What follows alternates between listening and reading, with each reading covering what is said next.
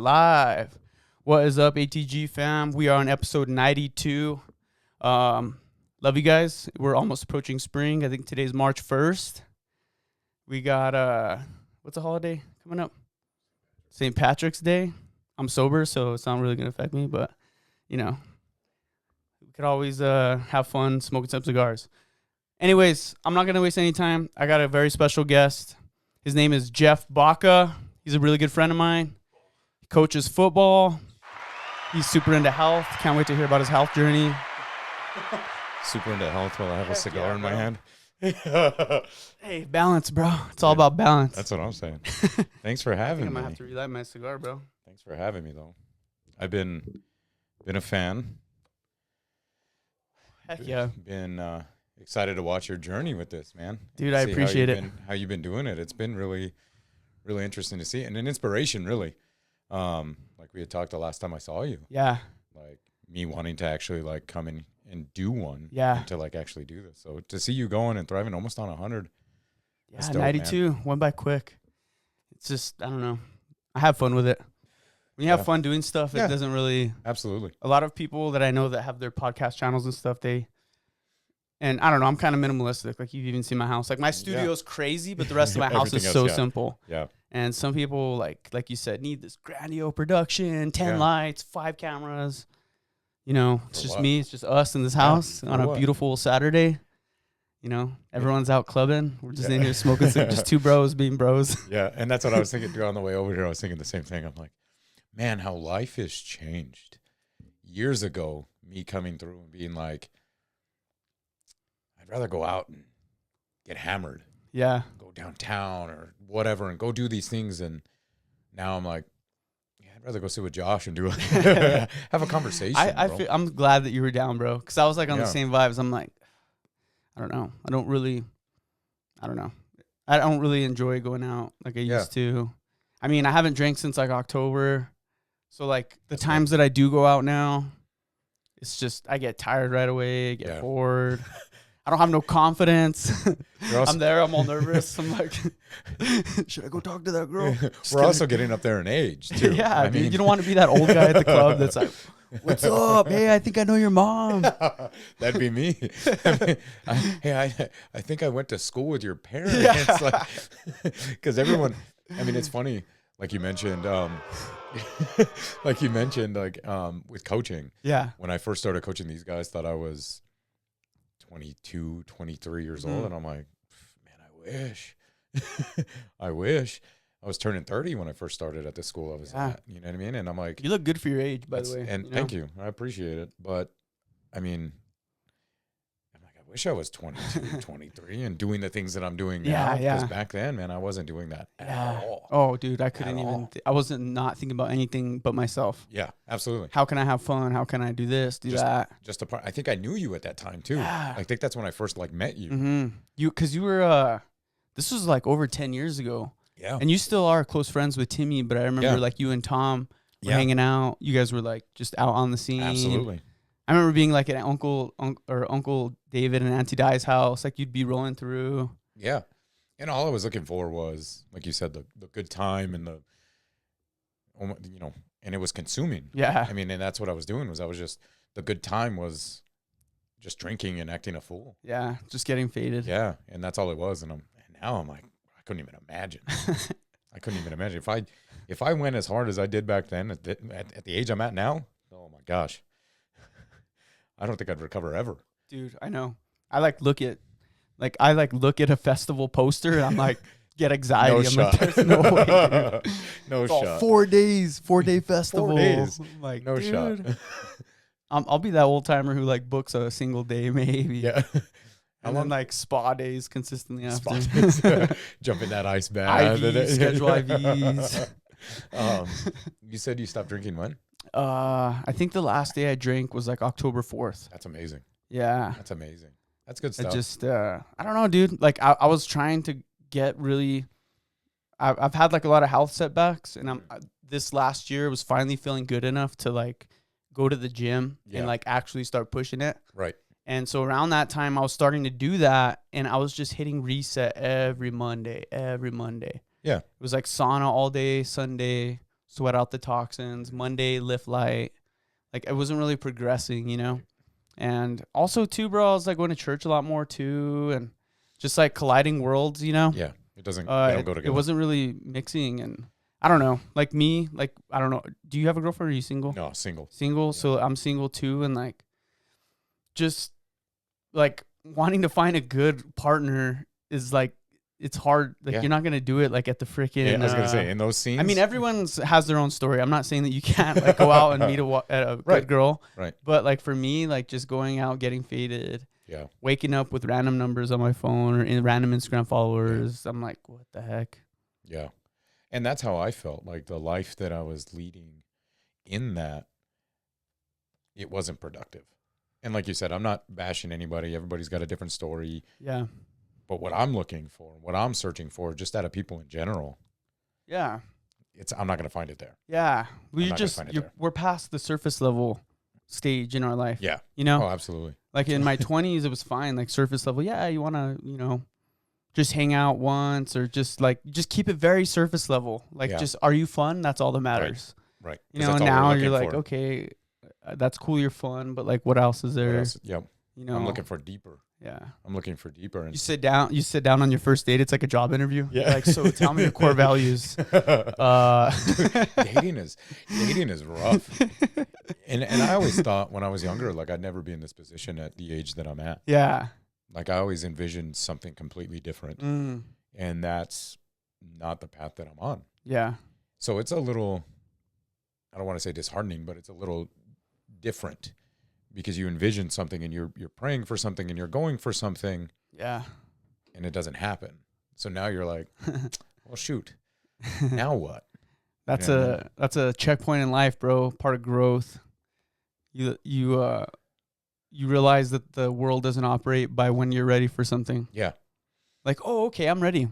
It's like, okay, just because That's you're ready doesn't mean nothing. That's not how it works. Yeah. Dude, thanks for these cigars, by the way, too. Or Absolutely. this cigar. It's This is amazing. really good. Like, as I'm talking to you, I'm just, like, so mellowed out. Dude, they're so good. You got courtesy zins, too. I don't know if you do that, but... No, I don't. I don't know that. I'm wide awake now. Those salts got me, man. That cigar buzz is, like, just so mellow. It's different. And this is something I picked up a little more when I stopped drinking. Yeah. Because I'm actually sitting at, as of this past December, I'm sitting at 11 years sober. No way. 11 years. And That's a milestone. I look at it, and a lot of people are like, it had to be difficult. I'm like, initially it was. Mm-hmm. Now, not so much. Now I'm good. Just is what it is. Yeah, it doesn't bother me. Like, there's no temptation, there's no desire whatsoever for any type of alcohol. That's and good. I picked this up a little more after I stopped drinking. For that like kind of mellowness and Just something to do Yeah. while you're chilling, Yeah. social. yeah, absolutely. Yeah. Absolutely. That's the same with me with Zin. I probably shouldn't be zinning, but I zin a lot. I picked it up at work. It helps me kind of lock in. Yeah. And then also there's days like where we have to skip a meal or something. Kind of takes my Yeah. appetite away. That's good. So I And don't know. that's- Every user has their excuses, their justification. So it actually helps me lock in, Yeah. just focus, builds testosterone. No, I'm just kidding. The gains I get from the gym because of this Zin Yeah. are out of this world. Oh, dude. I'm just saying the Zin and sauna combo is like next level. I feel like Dragon Ball Z in I there. couldn't go insane over leveling up. here. I couldn't get into them. I've tried them. Yeah. It's just not my thing. Yeah. But and even in that though, like I don't really do anything. If this is my only bad thing, yeah, we'll be all right. Yeah. It's whatever. We'll be all right because it's a cigar. It's not anything crazy. Yeah. I'd rather do this than fall back to who I was Yeah. and where I was. Yeah. Because I mean, there was loss, massive loss of everything that I had. I had to start from zero again. When you stop drinking? Yeah, because drinking led me to destruction Yeah. of self, and to pull myself from that. And I mean, by the grace of God, I'm here. I mean, like I sat and talked with Tim one time, and we talked about it as well, like who we were and where we were at, and the things that we Oh, did. dude. It's just mind blowing. I'm sure your relationship was similar to mine and Tim's back in the day, where we would just, there was no limits. Absolutely. There was no limits. We Yeah. would just be going crazy. Yeah. You know, we're just like also like in an experimental phase in our life, and that rebellious phase where Yeah. people tell you not to do something and you just question authority and you're like, That's me even to this oh day. yeah, keep telling me, like, dude, against the Yeah. grain. That's the name Yeah, of my that's podcast. what I'm like. Like, question authority, do what you want. But you realize like all decisions in life come with consequences. And, yeah, you know, drinking comes with its own different consequences. dude, I was working 3 jobs and I lost 2 of them and they were like, one was very part-time, but the other 2 were very good for me. Yeah. I was actually working through the university as an instructor. No way. Yeah. And I was teaching emergency medicine. I was teaching, all these things. And the reason that I got booted is I showed up like 2 hours late, Yeah. and I was getting, There's still kids in the class? yeah. That's what I'm like. Why are you still here? That's pathetic. Not to bag on those kids. But they had to go through that's me. a free day. Well, they have to go through me. They have to pass this class. And like we were doing a test day that day. Yeah. So they had to be signed off on certain stuff. So I showed up late, and then my boss was there to evaluate my class. Whoa. And So I by the showed- time you show up, you're already canned. Yeah. He's already pissed because I'm late, but I was still drunk. So that didn't help. Is this like a morning class? Like, Yeah. Was it hungover drunk? Yeah. No, I was like still like we didn't go to sleep. Oh, dude. Oh crap, we gotta go. That's freaking, And that sucks. Yeah, and I'm going 100 on the freeway trying to get there because I'm late. Oh. And literally, I lost that, and then everything else just started the domino effect. That's when you got to start like asking yourself, dude, I have a freaking problem. Absolutely. Or you just have to look in the mirror. Yeah, Because no one wants to admit they have a problem. I agree. I Even me, thought I was good. like, it's like, no, dude, I'm good. You know? And then something big gets taken away from you. Dude, Whether it be work, relationships, friendships. all the above for me. Yeah. Housing, relationship, jobs. They were about to repo my car. No way. I wasn't even paying my car. Everything was just going to alcohol, and I'm like, As soon as you get that buzz, you just like shut out all your life problems. Yeah. And you're just living in the moment. Absolutely. You're like, dude, it's a vibe. Let's just vibe. or I was trying to mask pain. Mm. I was just trying to numb the pain of life that I was like, yeah, I don't want to feel it. Mm. And That's a all I was tough doing. one. Yeah, and that's all I was doing was I was just numbing the pain. And then it's Kicking the can down the road. and it was hard keep kicking because I stopped drinking. The numbness is now gone, and now I got to face reality. Sober. Dude, that's the same. Like, that's one of the hardest things to do in life is cut out your vices. Yeah. Because you realize the reason you're doing most of your vices is, like you said, to Yeah. mask something. Something. To actually be afraid to self-evaluate. Mhm. The self-evaluation, when you actually have to pick apart and cleanse your thoughts, Yeah. cleanse your emotions. That's so tough, bro. It is. I'm still dealing. I mean, I don't know. I'm like back and forth. Like, I want to say I was like running from all these things and like with me, I like alcoholism runs in my family. Yeah. I'm a very social person. So I Yeah. just naturally tend to just drinking. Absolutely. What are we doing? Okay, let's get a beer. What are we doing? Let's Yeah. get. Cause I like the good things about drinking, and I'm not like to promote drinking, but like it just automatically sets your guard down. Yeah. So like, I mean, people don't know this, maybe they do, but like if you were a guest on my podcast, we were taking a shot of Tito's before Yeah. from like episode 1 through like 80. And my justification. I'm glad you didn't ask. Yeah, now I'm like, oh, I could get this over homies on. I'm just kidding. All these Let's do it. people Yeah. that I just like, and for me, it was just like, I like when people let their guard down. Mhm. Not crazy, but No, I like know what one you mean. shot. I'm like, Yeah. because a lot of people are nervous when they show up to do pod. Yeah. They're like, and I'm like, dude, just take a shot of Tito's. Just relax. Yeah, we'll it listen comes to in some nerves. Kid Cudi. Yeah. You be chill. Yeah. But like this is like a good alternative. And me, I'm naturally just like relaxed. Like I said, there's a sign up here that On the podcast studio. the way what it says is actually kind of like how I live. Top one or bottom one? And that top one, the sun will rise and we will try again. Yeah. That's important, man. And that's how I live. So like I'm for the most part, I mean, I'm human, Mm-hmm. but for the most part, I'm chill and relaxed. And like I said, the alcohol was a numbing agent. It wasn't a letting my guard down. I was building the guard up. Yeah. I was putting it up Just so I building can, up those yeah, walls. so I can stay. Let's hide the reality Mm-hmm. and not face it. And this is what you're seeing. Yeah. And now I'm a complete opposite. Oh, that and combine that with church, Yeah. getting closer to God. You're like, Well, that's just like a fire hydrant of life. that's how I stopped drinking. Was, so I was actually engaged in that time. No way. Yeah. And we were planning on marriage, planning on all this stuff. And I thought drinking was more important. And I'd lie to her and go out and party, do all these things. Oh, my phone died.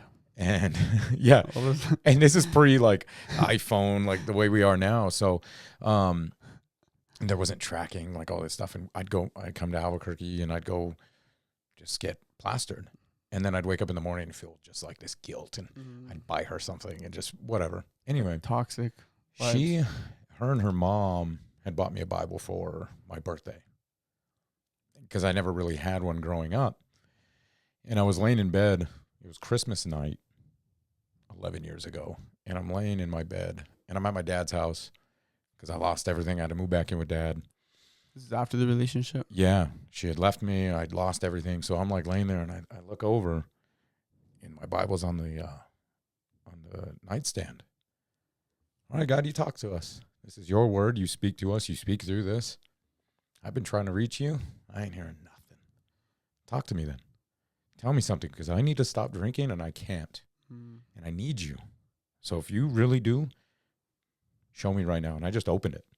I didn't even like flip any. I literally just grabbed it, went like this. And at the top of the page was Psalm 50:15. Call upon me in your day of trouble. I will deliver you and you shall glorify me. Dude. All right. Heard ya. Haven't touched That anything. is incredible. Haven't touched anything since that night. People don't, I mean, I believe it's like living word, you know, it says it even, and it's true. I've had times like that too. Yeah. You just open something or you just read that one Wild, thing no? and it's like a beacon, like God Yeah. is like, Yeah. And like I said, from that point on, never touched a drop. And the next week is New Year's. So you think, oh, we're going to go out and party. You already have all this these stuff. plans Yeah. and whatever. And I told the boys that I was hanging with, I'm like, yep, we're not doing that anymore. Like, I'll come hang out, but I ain't drinking. And to all God's grace and glory, like I never touched, even on the New Year's, I didn't have a drop. And I've only been tempted twice, like where I thought I need to have a drink. Twice in 11 years. So you were like, those are the times that you felt the temptation. Yeah. Yeah. And it was like a social Thing. type environment. Some hot girl gets you. Hey, you want to get you? You're like, No, you got to remember who I was back then too. And the way I looked, there was no confidence. There was no going out. There was no being around yeah, people like that because I just didn't have the confidence. I feel you, bro. Do you feel like that confidence just came back? Yeah. Since Oh yeah. you started taking care of your body and stuff. In a good way. Hopefully I hope this is true. Like in a more humble way. You know, I still have my moments where I see that old guy in the mirror and I'm like, all right, I got to really lock in and work on stuff. But for the most part, I'd say, yeah. That's good. It's hard to do. I mean, I was sitting at 400 pounds. Oh, yeah. Could I drop a picture? Yeah. On the pod? Yeah. All right. So here's a picture.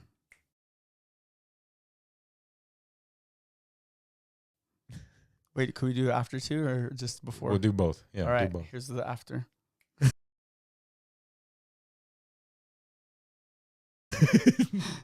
Yeah. So you guys see that transformation is wild. You know, I see some of your pictures even on Instagram. And I'm like, because you forget, you know, everyone just sees you now. Even people you've met now, you look like a good, healthy dude. Yeah. And you came a long way, dude. You said you're pushing 400? I was at I want to say I was at 400, but when I started losing weight, I was at 395. My heaviest was 400, maybe even more. Just bloated, alcohol, food. Everything. Who's Steve? Steve's our intern. Steve? Yeah. Better do this right, Steve. Hey, no, Steve, if you don't do this right, all right, you're fired. He'll kick you out and he'll never have you help again. Forgot to get a drink before the podcast. I got like hungry, thirsty. Then this will do it to you. Yeah, that's the dry mouth. I usually have coffee with it. Ooh, I should have made some. I had some, but it's a late night pod. So those of you guys watching, it's like what, like 8:30, 9 maybe. We're at 8:30. Yeah. This is like why I love it. Late night podcast. Yeah. Free advertisement, I guess. Well, that's why I was like, oh shoot, I'm not one of those pods. I'm not monetized yet. yeah. So it doesn't matter. That's why I was like looking at it. I was like, should I leave that there? Anyway. What were we talking? Oh yeah. So you said you were pushing like 395 when $3.95 when I first started stopped drinking. Yep. How old were you then? I was 25 when I stopped drinking. I was 25. And what's crazy is I had been drinking since I was 13 years old. Wow. And not Because your family and stuff. Yeah. I mean, and my family still drinks now for the most part. I mean, and again, it doesn't bother me. Yeah. But I mean, we were all younger. My oldest brother is 7-8 years older than me. So like there was always stuff around. And nobody really cared. Because I mean, think about where we're at. Yeah. Especially where we grew up. What is there to do? Nothing but drink or do drugs. Right. Dude, all the people that I grew up with, a lot of the people OD'd, fights that like led to accidents that people are still dealing with. Like, well, dude, like, those Mesa parties, bro. Oh, yeah. You just get bored. You're like, I want to fight someone. Yeah. And that's what we would do too. We'd come up to Albuquerque. Like when I got older, we'd come up to Albuquerque and just try and fight people because we're just drunk and immature and acting fools. Yeah. But there was nothing else to do. So yeah, like all I did was drink and eat. Drink and eat. That's all I did. What was your go-to drink? Patron. Ooh, tequila. Drink it like water, bro. Dang, I would just sit there and have it and just sip it. You seem like a whiskey guy. That's what everyone says. I don't know. I think it's probably because the cigar goes good with the whiskey. And it did. And like my brothers will do it. Like they'll come to the house and like have like they'll sip on some whiskey while some cigars. Yeah. But like old fashioned or something. Yeah, dude, tequila was where it was at. That's what I wanted all the time. And everyone would freak out because literally I just buy the massive bottle of Patron and just sip it like water. Dang. So I used to hate tequila just because I only drank cheap tequila in college, like Jose Cuervo. I can't even look at it. You know how you just look at something and the smell comes back to you? Just absolutely. That's me with Jack Daniels. Yeah, that's me and Jack Daniels. Oh, those $8 bottles, like. Well, when you're young and broke, Four Locos, dude. Yeah. Just keep that with you all night. You be cherry. Locked in. Yeah. Because like when you have a pullout, like you're just like, what's the thing that could get me the most trash? Right. And again, when you're young and you don't have a lot of money, what can I afford? And it's that. Okay. Well, I guess that's what we're drinking. Yeah, dude. That was me with tequila. But then I dated a Latina for a little bit, and that was she brought me back into the tequila world. Like Don Julio, stuff like that. I don't really still enjoy the taste of tequila as much, but I just like the buzz that it gave you. Yeah. Kind of just like brings you up. Yeah. Like you feel like dancing, chill. I mean, and then we were just into, like, I drink a lot of beer. So that didn't help with the weight gain either. And I was drinking cheap beer just so I can get it down quicker. Dude, and you see how much calories too, like even a beer has? You're that's like, what I'm saying. Cow. Dude, I used to drink like that. And then twice a day, probably 3 to 4 times a week, I'd eat fast food. Probably like, and not like just any fast food. Like go to town fast food. I'd go get like a Baconator from Wendy's with fries and a Coke. And I do that twice a day.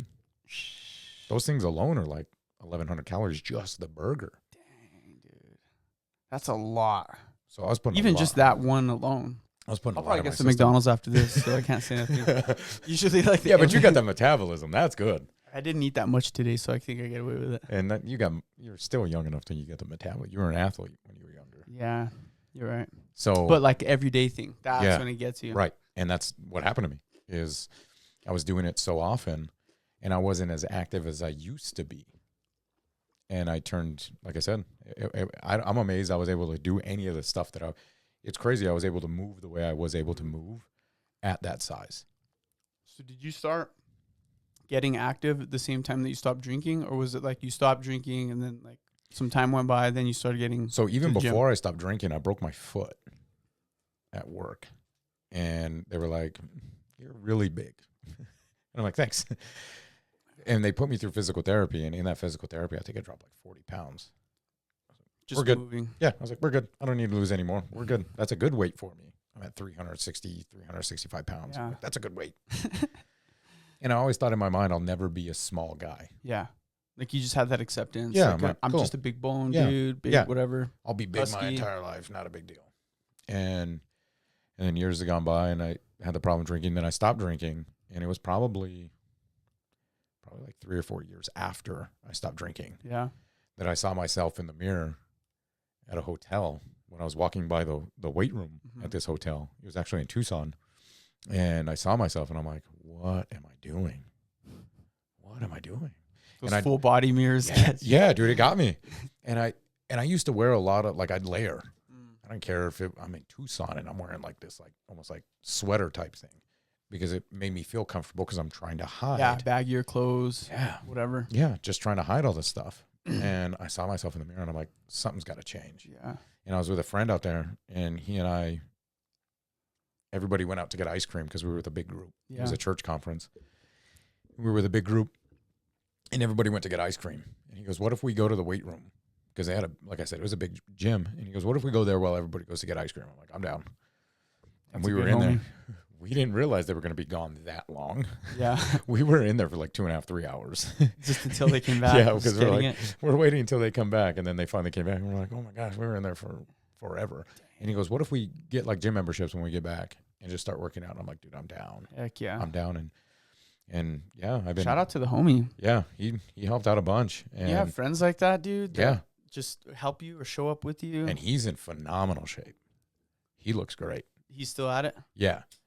He doesn't live here anymore. And he'll comment on stuff on Instagram or social platforms and say stuff, and he's in the gym too, and he looks great as well. I love that. I'd love to hear that. And so you guys probably still sharpen each other, huh? Yeah, I'm assuming so. And well, I know he motivates me, and a lot of people motivate me to keep going. So, yeah, I went, like I said, at the heaviest, I'm sure it was over 400, but I remember weighing myself and I was at 395. Yeah. Was the heaviest that I stood on a scale. And as of the last time I weighed myself, I was like 225. Dude, that's a lot of weight. That's a whole person. And that's literally a whole person. That's so crazy. That's and it's like what people don't realize because they just see those before and after. Yeah. It's like the discipline of being consistent, the discipline of saying no or saying yes to the gym, not just one day of the week, but it's like a mentality you have to just grasp. Absolutely. You know, like I was talking with one of my friends the other night and I was just saying like, because it was a day that I showed up to the gym and I like did not feel it, dude. I don't know if it was allergies or what, but you just show up. It's like getting out of bed. Mm-hmm. No one wants to get out of bed in the morning. Absolutely like when my alarm goes off every morning, dude, I do not want to. But you just accept I'm going to have to do this. Yep. I don't feel good. Just do what you can to get there. Get some pre-workout. Get some. There's all kinds of stuff available that you can get. Get those salts. Get some smelling salts. We were ripping some salts before this. Freaking hard. Thank God for these cigars because my pulse was about to pop out of my... going crazy. I did my resting heart rate today, and it was like 57. I guarantee it was over that because I was... So I have the salts. Obviously, people know about the salts, but I've had them for like 3 months, so it's losing its potency. But it's even more dangerous because you have to stick your nose in there, and you almost I put my whole dang face in there, man. I ripped it twice on accident. But yeah, like I've learned in my journey that those days that you're feeling that have probably been the best days I've ever had at the gym. Because I don't want to, but I will myself and I determine I need to go. Yeah. And those have probably been the best days I've ever had at the gym. When you go home, when you're on your way home, you're just like, I overcame something. Exactly. And that's the thought process. Mm-hmm. And then that confidence. What I thought was a mountain was really a molehill. Right. And I conquered it. And now I'm done. Yeah. And now I feel better. And the rest of the day will run smooth. Heck yeah. And that carries on into your daily life, Absolutely. into your job, into your I don't know, like just to be successful in life, even Yeah. in to do good in your career, you have to bring that mentality to work. I don't Absolutely. want to do this big project. I don't want to do it. Right. Okay, good. Do it. Okay, good. Do it. You know, like Jocko. Yeah. Have you heard of Jocko? Mm-mm. He's like this. I forget his last name.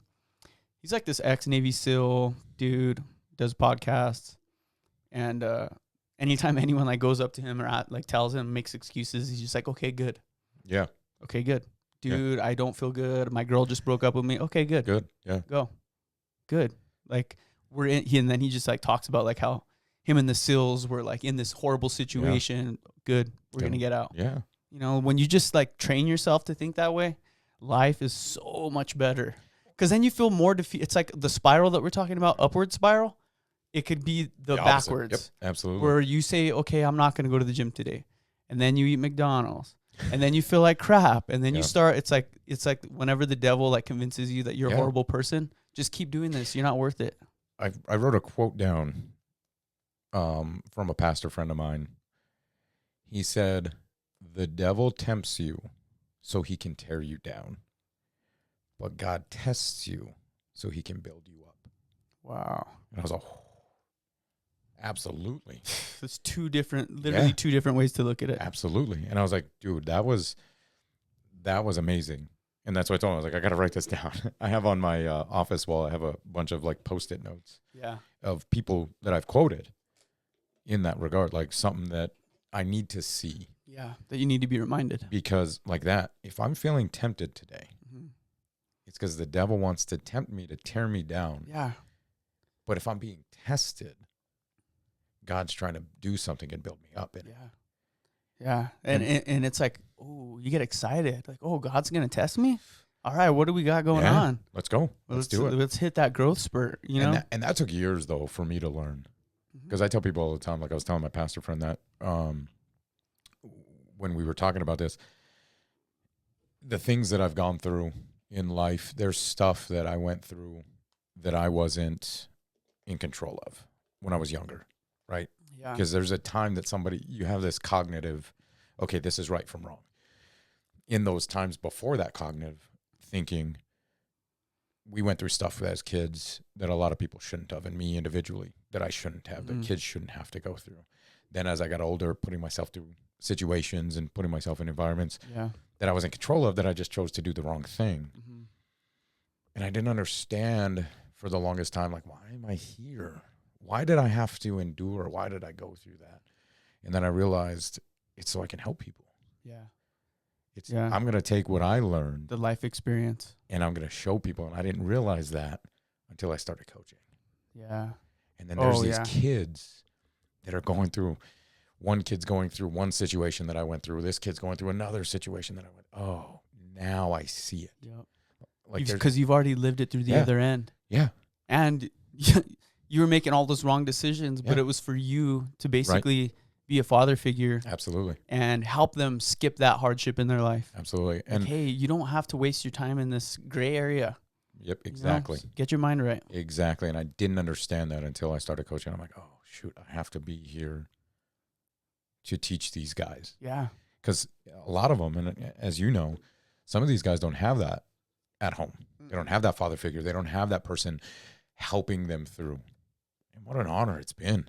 I tell people all the time, I'm blessed that I've had the opportunity to help and impact these kids. Yeah.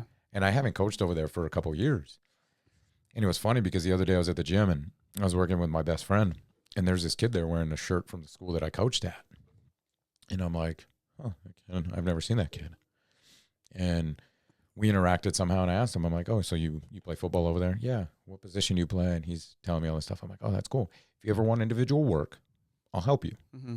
Let's do it. I've helped other guys do it. Some of them have gone and played college ball. Let's get to work. He's like, oh, I love that. He's like, and you are? And I was like, oh, I'm Jeff Baca. And he goes, you're Coach Baca? I go, yeah. And he goes, I've heard so much about you. I've never met this kid. And I'm like, that's amazing. And I just felt this like immense joy. Yeah. Because that means I've impacted. Yes, you've In a planted positive good way. seeds. Yeah. And I've impacted in a positive way that these kids that I've never met know and want to know. That's crazy. So it's man. amazing. Dude, when you go through those hardships and all that, like you said, you can't think about it or stress on it too much because, like you said, everyone has their own testimony. Everyone's building their own story. Yep. You know, all this life experience that you have, that you've went through. Like, a lot of kids won't listen to someone unless they've gone through it as well. I agree. You know, because if someone's only, not to say that like people that aren't good, but like whenever someone hasn't gone through the same thing as you, then you don't really listen to them because you're not like, you haven't been here, you haven't experienced this. Because they give you the cliche stuff you want to hear. Yeah, they give you the cliche stuff and you just instantly reject it. Yeah. But like with you, like your voice matters, you know, especially with these kids, this younger generation. The fact that kids are even aware of your name and it has good value on it, like that's all of your good seeds starting to just branch out. Absolutely. Slowly. And I know, and it, excuse me, it's cool because that's the James chapter 5 mentality. Can you explain that? What's so that James chapter 5 is where, not James chapter 5, sorry. James chapter 1 is, he says that in James chapter, count it all joy when you encounter various trials, for the testing of your patience produces faith. And let that faith have that good work in you, so you are complete and lacking nothing. Dang. And then I read that and I'm like, but what does that mean? Like, why do I count it joy? Why do I count it joy that I was an alcoholic? Why do I count it joy that I failed? Why do I count it joy, all these things? And then you flip over to 2 Corinthians chapter 1, starting in verse 2. He says, you are comforted by the great comfort, which and then you will go and comfort those with the same comfort that you were comforted with. That's what we're talking about right now. And I'm like, oh, that is that mentality. That's why I had to go through. Yeah. And like I said, I mean, I'm not opposed to sharing things. Yeah. You know, so if people ask me, I'll tell them. I'm not opposed to it. Like the things that I went through that were out of my control. Yeah. The things that I was in control of and I failed on. I'll talk about it. I'm not bragging on it. Yeah. By any means. Like when we're sitting here talking about the drink, I'm not sitting here talking, I could drink like, a 30-pack and still be sober. Like I'm not talking that to brag about it. Right. I'm talking about it to tell you this was a problem and I didn't realize it. And I had to drink so much to mask because I was looking for something else. Yeah. You had to sometimes, you know, whenever your back's on the ground and the only way to look is up, you know, and you've had those moments throughout your whole life with drinking, with all these things where you're like, okay, I'm on the ground. Yeah. What are we going to do? Yeah. And I didn't understand, like I said, for years, I didn't understand why am I going through, I don't want to do this. Like, God, please stop. And you coach football. I do. You coach football at Valencia and basketball. Yeah. I was at Valencia for 5 years. I coached basketball for 4, football over there for 5. And just this past year, I was the head middle school coach at Valencia Middle School. Football? Yeah. Nice. I did that. And it was great. But again, I didn't realize why I needed to be there until I saw these kids. These kids weren't eating. Yeah. They had bad home lives. They had all these things. And then they're showing up to practice, like just trying to work as a group. We had kids that showed up to practice that didn't even have stuff. Yeah. I just want to play ball because I don't want to go home. Yeah. But we can't afford cleats, or I can't afford, you know. I tell people all the time, do we get paid for coaching? Absolutely. But I never saw a dime of it because I put it back into the program. That's awesome. These kids need clothes. Yeah. Let's help them. They need food. Let's help them. Yeah. Let's do what we can to help this program so these kids can play a sport and use it to build them up to be better men. Yeah. That's the whole reason for sports, in my opinion. I agree. How can you become a better person and see this through? Yeah, it's just a game. We're all just showing up. There's scoreboards. There's this. Yeah. But, like, it's more than a game. You know, there's so much life lessons. First off, just showing up to practice every day. Just like we were talking about the gym. If you don't want to, you still show up. If you want to play on Friday, you have to show up. Yeah. Okay, so now we know we got to show up every day to be able to play. Yep. Okay, that you could carry on into a job. We show up every day to our job, we're going to maybe do better. Yeah. You know, and then also like good character. How do people view you? Right. You know, like you said, you have this, a lot of these kids know you and they know your personality. Like these kids need to think of it that way too. How do other people perceive me? Right. How do people talk about me when I'm not around? Absolutely. You have to be aware of that, you know, because whenever you just think about yourself and you're not thinking about other people that you may be hurting or doing wrong, that is just bad seeds, you know? I don't remember where it's at. Like I can't quote the verse, like the actual number, like the book and the chapter, but I can tell you what it says. It says, let your conduct be worthy of the gospel of Jesus Christ. And that's how I live. Yeah. How do you conduct yourself? But there's a lot of parts to that I look at it and it's like, okay, the conduct, obviously, like you're saying, I want to have good character. I want to have good morals. And I want to, be this example. Yeah. However, part of that gospel is failure and grace. That's part of the conduct as well. Yeah. I freaked the parents out this past year because we had a team like the parent meeting, and I told them, I said, I don't care what our scoreboard will ever say. I don't care how many touchdowns your kid has. I don't care how many yards we gain. I don't care about any of that. Yeah. I want to see how they're built up as men and students. That's more important to me. Yep. But the underlying thing too, by you saying that is going to make the scoreboards go up and stuff. Absolutely. Like when you do all those things that you're taught when you're teaching, you're going to succeed. Yeah. You're going to get better. You're going to produce good fruit. And that's what we did. That's cool. The season wasn't what we thought, like on the field, that it was going to be, but outside the game, it was far surpassed anything that we could have ever imagined. Yeah. And then you see the kids that stick with it too. Yep. That you started at a younger age. Like even me, like I would coach junior wrestling. And then now all my junior wrestlers are like taking state on varsity. I saw that. That's wild. And they're all just built up to these men. Yeah. But it started somewhere. Yeah. And and a lot of those kids were getting spanked in junior wrestling. Yeah. Because wrestling's not like, it's not easy. You're going to get beat the heck up. Yeah. And especially if you join a little bit later, like in 5th or 6th grade, right, you're going to get stomped on by those kids that have been wrestling since they were 4. I was going to say, it's very rare that you just show up and, mop dominate, everyone. Yeah. But you have to be able to lose in order to win. If you think you're just going to show up and win instantly, like you said, scoreboards, you're going to fail. Yep. You're going to get defeated. You have to drop all your pride. Yep. And then once you start getting beat enough, you get pissed off. Yep. And you're like, I'm tired of this. I'm going to run extra today. Yeah. Screw this. And then you just keep doing extra work. All of a sudden you get your first win. Confidence booster. I had 4 guys that I worked with individually because they saw that. They were getting their butts kicked. We had lackluster seasons, or we came up short or something at the high school level. And they'd reach out to me, hey, I want to do extra work because I have potential and there's people that have interest in me. Yeah. Okay. Well, let's work. Yeah.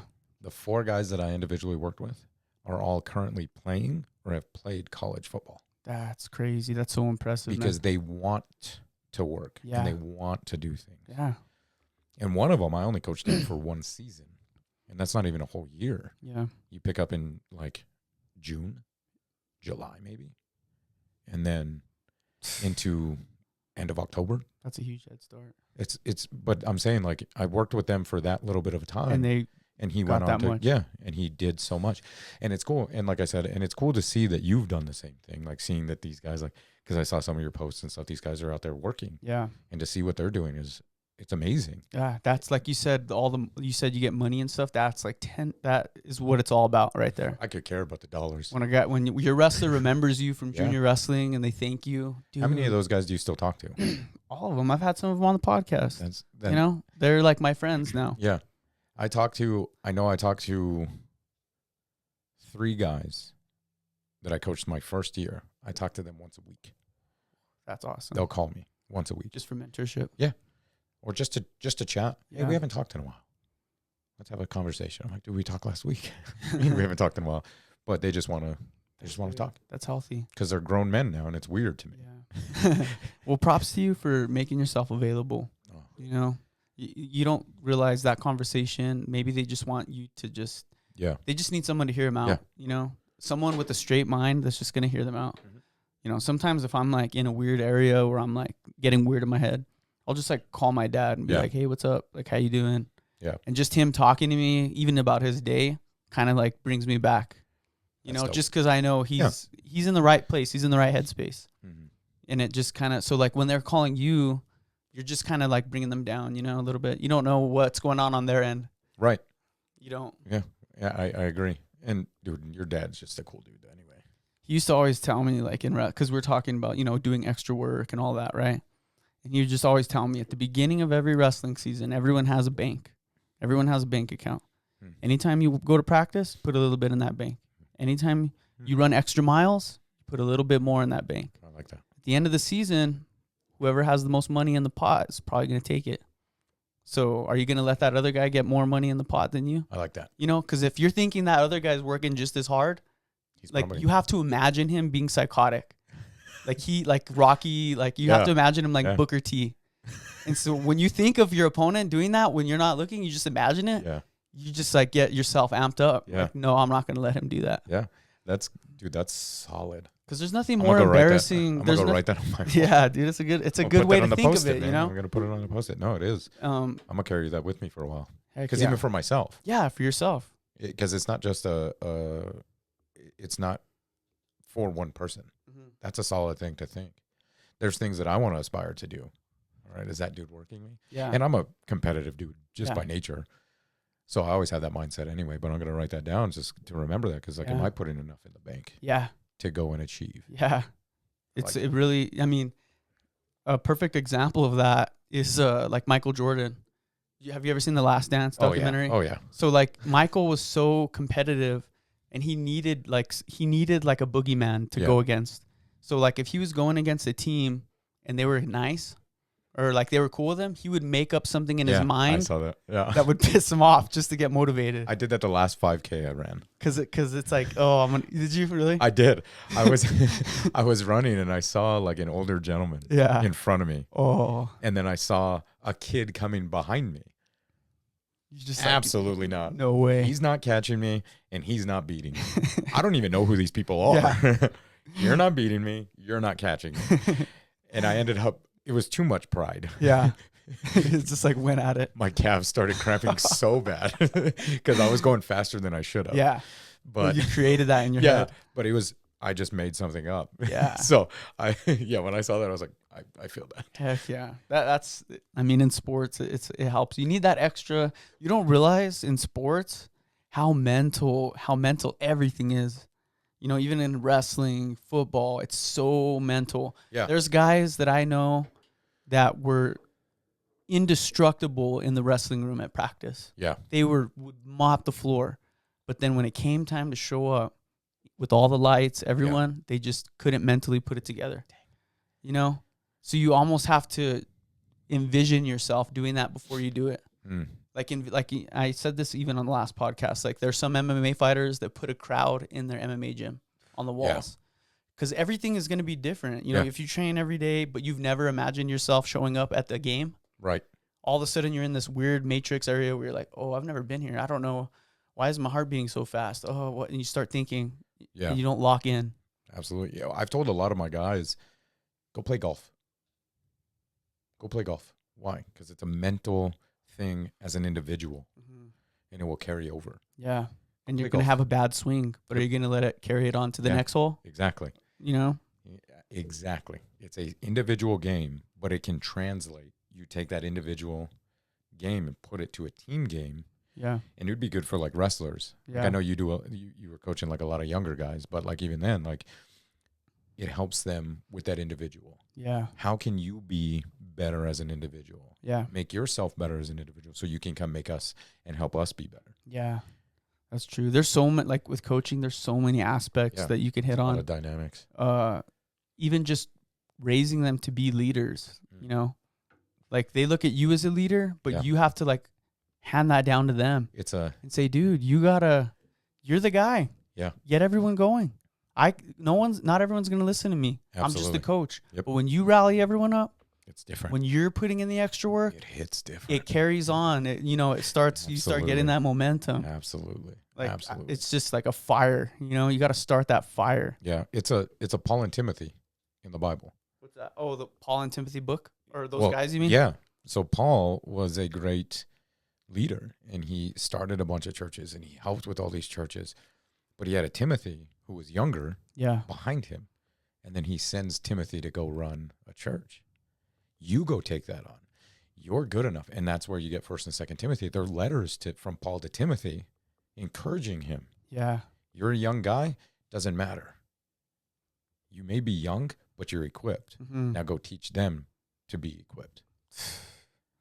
It's just like the passing of the torch. Yeah, absolutely. Have you heard that song, I mean, I know you've heard that song, la, la, la, la, Yeah. wait till I get My money, right? So in that song, That he came on in says, the gym today.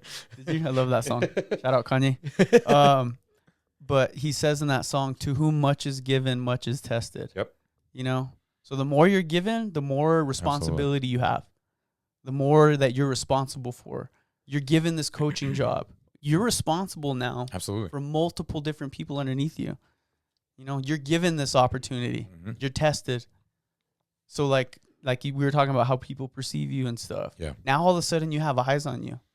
Like even me with doing the podcast, I'm like realizing, I mean, like I said, we were like used to just take shots. Some episodes we just get trashed. Yeah. But then I'm like, dang, some of my junior wrestlers are probably watching this. Right. You know?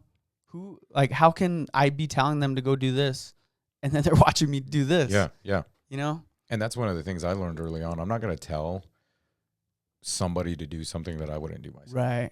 That's being a leader. That's what a leader is. I'm not going to tell you. Like we'd have fundraisers. Yeah.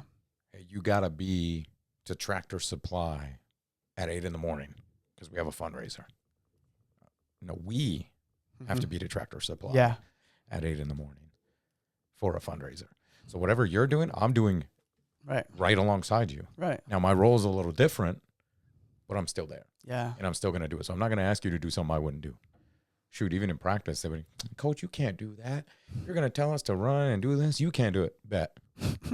And I get out there and do it. They're like, dang, your old knees still move. And I'm like, exactly. If I'm telling you to do something, I can do it too. Now shut the heck up. Yeah, and go do it. Pull my whistle. Get over there. Steve. You know, I feel bad. A lot of people said we're too mean to him, but he's doing better. You know. How old is Steve? Steve? How old are you, Steve? 21. Yeah, 21. I found him off the streets. He was there at the Love's gas station. I said, "Hey, bro, can you press a button?" He's like, "Yeah." I said, "I'll give you free zins." Let's go. Free zin. Support the local. Oh yeah. This cigar is so good. I know. I told you. And what's great about it, you look at it, and we're being prideful too. I didn't think I was gonna smoke the whole thing. We're being prideful. It says American on it. Let's go, baby. Prideful. God bless America. Or else we wouldn't be able to sit here on a podcast smoking a cigar. Yeah, gotta enjoy our freedoms, man. Absolutely. It's crazy. Absolutely. Like, I mean, kind of going way off topic, but like, just like you look at history and just all of the different eras, Western era. You know, you look at even caveman, like Egyptian times. Dude, we're in the best era imaginable. I don't disagree. In my opinion. The technology. We have everything. Everything we need. I can order on Amazon Prime a freaking like massage chair and have it show up tomorrow. Well, have you seen those things where you can push a button and it orders it for you? No. Like Amazon does a thing, like say like your laundry detergent. Yeah. Well, I need it. It's connected to your Prime. You tap the button and it orders it for you. On your phone? No, it's like a button you can mount on your wall. And you just tell it, "Hey, I want this." You tap it because it syncs to whatever you're needing. Like it's specific for this product. So it's already like calibrated what you're. Yeah. So, I need some laundry detergent. You push the button, it's in your cart and purchased. That's wild. Or have you seen the new feature on the Apple phones or the iPhones, I guess, where you can just like take your camera, like you're going to take a picture of something. Yeah. And I could just point it at this Snoopy. Oh, yeah. And it'll Google it and tell you how much it is and you can buy one. Yeah. Even watches. Like did you watch the Super Bowl? Yeah. You know Tom Brady, how he had that gangster watch on? Yeah. We did that with the watch. Really? Yeah, it was like $500,000, dude. It was like insane. We ain't got that Tom Brady money, Homie's flexing. You could tell homie's single AF. Dude, that roast, the roast was the funniest thing I've ever seen. That to me was like, okay, we're back with comedy. Yeah. We're saying whatever we want. The softness isn't here anymore. And that's the stuff I live for, because I live, again, with the thought, too, like, life is too dang serious. Yeah, way it's too serious. Too stressful. I need a good laugh. And sometimes the laugh needs to come at something inappropriate. Yeah, something far-fetched, dude. Like, you had, what's his name on here, the comedian? Koa? Dude, his stuff's pretty funny. Yeah. And he actually, I talked to him one time and we said the same thing. Like, I always thought I was going to be a stand-up comedian. Yeah. Because I see things the way that they do. Yeah, like relatable. And I like to like the darkest humor. You know, like the stuff that everyone's thinking, but they're too afraid. Yeah, they're too afraid to say it. Like a cousin of mine, we're at this. I don't think I've ever told anybody this because it just happened recently. My mom passed away, and when we're at the funeral, my cousin, her mom passed away years ago, and she walks up and gives me a hug, giving the condolences. And I whisper in her ear, I said, "Is there a club for us now?" And she goes, "Yeah, welcome to the club." And I was like, I'm laughing, and like people are looking at me like, "Why are you laughing at the beginning of this funeral?" And I'm like, I'm sad, obviously. Yeah, but like you have there's to joy. find, There's joy in all we have to moments find of it. life. Yeah. We have to find it. Yeah. Because I can sit and dwell on these things and let it just eat me alive, or we can reminisce. Like, my mom passed. Yeah, it's sad. It's very sad. Very sad. She was a great woman. But two things. One, she knew the Lord. Mm-hmm. So she's secure. Yeah. And two, I can't sit in that sadness forever. Mm-hmm. Do things pop up from time to time? Absolutely. Yeah. But I love to laugh. Yeah. And I love to She would enjoy want life. that Yeah, for you absolutely. too. Like you think about your mom, the relationship. Absolutely. She's in heaven. She's like wanting you to, I'm okay. Have joy. Have joy. I'm going to see you again. Yeah. Have joy. Yeah. And she was just as dark humor as I am. Was she? Yeah. So it's like, if I'm not laughing, she'd be concerned. Yeah. You know what I mean? If I'd show up, because she lived with me the last 3 years of her life, if I showed up and I wasn't smiling and laughing and enjoying, she's like, "What's the problem?" Yeah. You know what I mean? So having that little humor, you need it. Yeah, that's a part of her and you. Yeah. And so seeing like stuff like that, I'm like, I'm so glad things are back because it is so funny. I just love to laugh. Me too. I enjoy a good conversation that has humor, no matter how dark it is. Mm-hmm. And that's why, like, that roast of Tom Brady was hilarious. Yeah, they were saying some outlandish stuff, but it was perfect. It was. You just can't take yourself too seriously in life. I mean, that's part of the reason why we wear these goofy shades on every podcast. I'm all it's because it just sets the tone right away. Like, we're not taking each other too serious. Yeah. You can't get deep all of a sudden wearing these funny glasses. like we got to start off. I like to have fun. I like to enjoy myself. Yeah. And like I say, there's moments on this podcast where we get super deep. We were even talking about your mom right now. But like you can still have fun. Absolutely. And enjoy yourself. Absolutely. And that's how I am. I'm the same way. Like just have a good time, Yeah. Life is way too short. You go through a breakup, okay, whatever. Redirection. Let's have a good time. You stop drinking, you think your life's going to get boring? Nah. No. You can still have fun. I tell people this all the time, and people that are listening and watching and everything, like, I've had more fun sober than I ever had drinking. Because I've learned, I remember everything. Yeah. First of all, I remember everything. And then two is just, I'm not that guy. Yeah. Because drinking led me to wanting to fight and act a fool and all that stuff. Now I'm like, I don't care to do any of that. I just want to laugh and have a good time and sit with people that I enjoy talking to. And then you have energy to do more stuff. Absolutely. Hey, let's wake up at 7 a.m. tomorrow and go hit La Luz Trail. Yeah. I'm down. Yeah. Whereas if you're hungover and all that, like you're never going to do that stuff. You ain't waking up. I'm not walking. I'm not 400 pounds going walking that trail. I'll tell you that right now. Dude, when I used to drink, I'm like, it's actually kind of scary because, I can drink a lot just like you. Like we drink, but like I wouldn't ever, like I would black out, but I would be totally normal like me and you right now. Same. So like I would be having full on conversations with people and not be slurring, like fully cognitive. Yeah. But then the next day I don't remember nothing. Yeah. Which is even more scary. Because I'm like, what did I say? Who was I talking to? What was I? I'm the same. I almost wish I was that dude that just passed out and like shut the heck up. So I didn't do anything. Yeah. They're like, dude, you don't remember saying that to so and so? I'm like, dude, I was the only reason that I know that there was stuff that was done was because one of the guys that we used to hang out with and party with, he took a GoPro with him everywhere. Oh shoot! So there was always video footage. Evidence. Yeah, always, and we'd like run it back the next day, and I'm like, my gosh. Was I? Yeah, why was I doing that? Yeah, it's crazy how you have that like who's taking over when you're blacked out? Like it's not you. And now I'm like, I'd rather just enjoy life. Yeah. And because there's so much in that time, even I thought I hated this state. There's nothing here. It's ugly. It's boring. Yeah.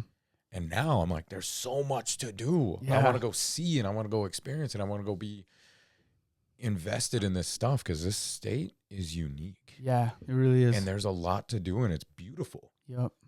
I'm like, do I still want to leave it? Kind of, just to experience. but I'll always come back, and this is always home because Yeah. it's beautiful. It is beautiful. I mean, I'm a big land and sky guy. Like Same. every time I throw out the trash, I'll stay out and look at the stars for like 10 minutes. Same. You know, like it's just that's God's beauty. Yeah, The absolutely. sunsets here, Unmatched. everything is unmatched. Have like you said. seen the sunset at White Sands? No, Dude.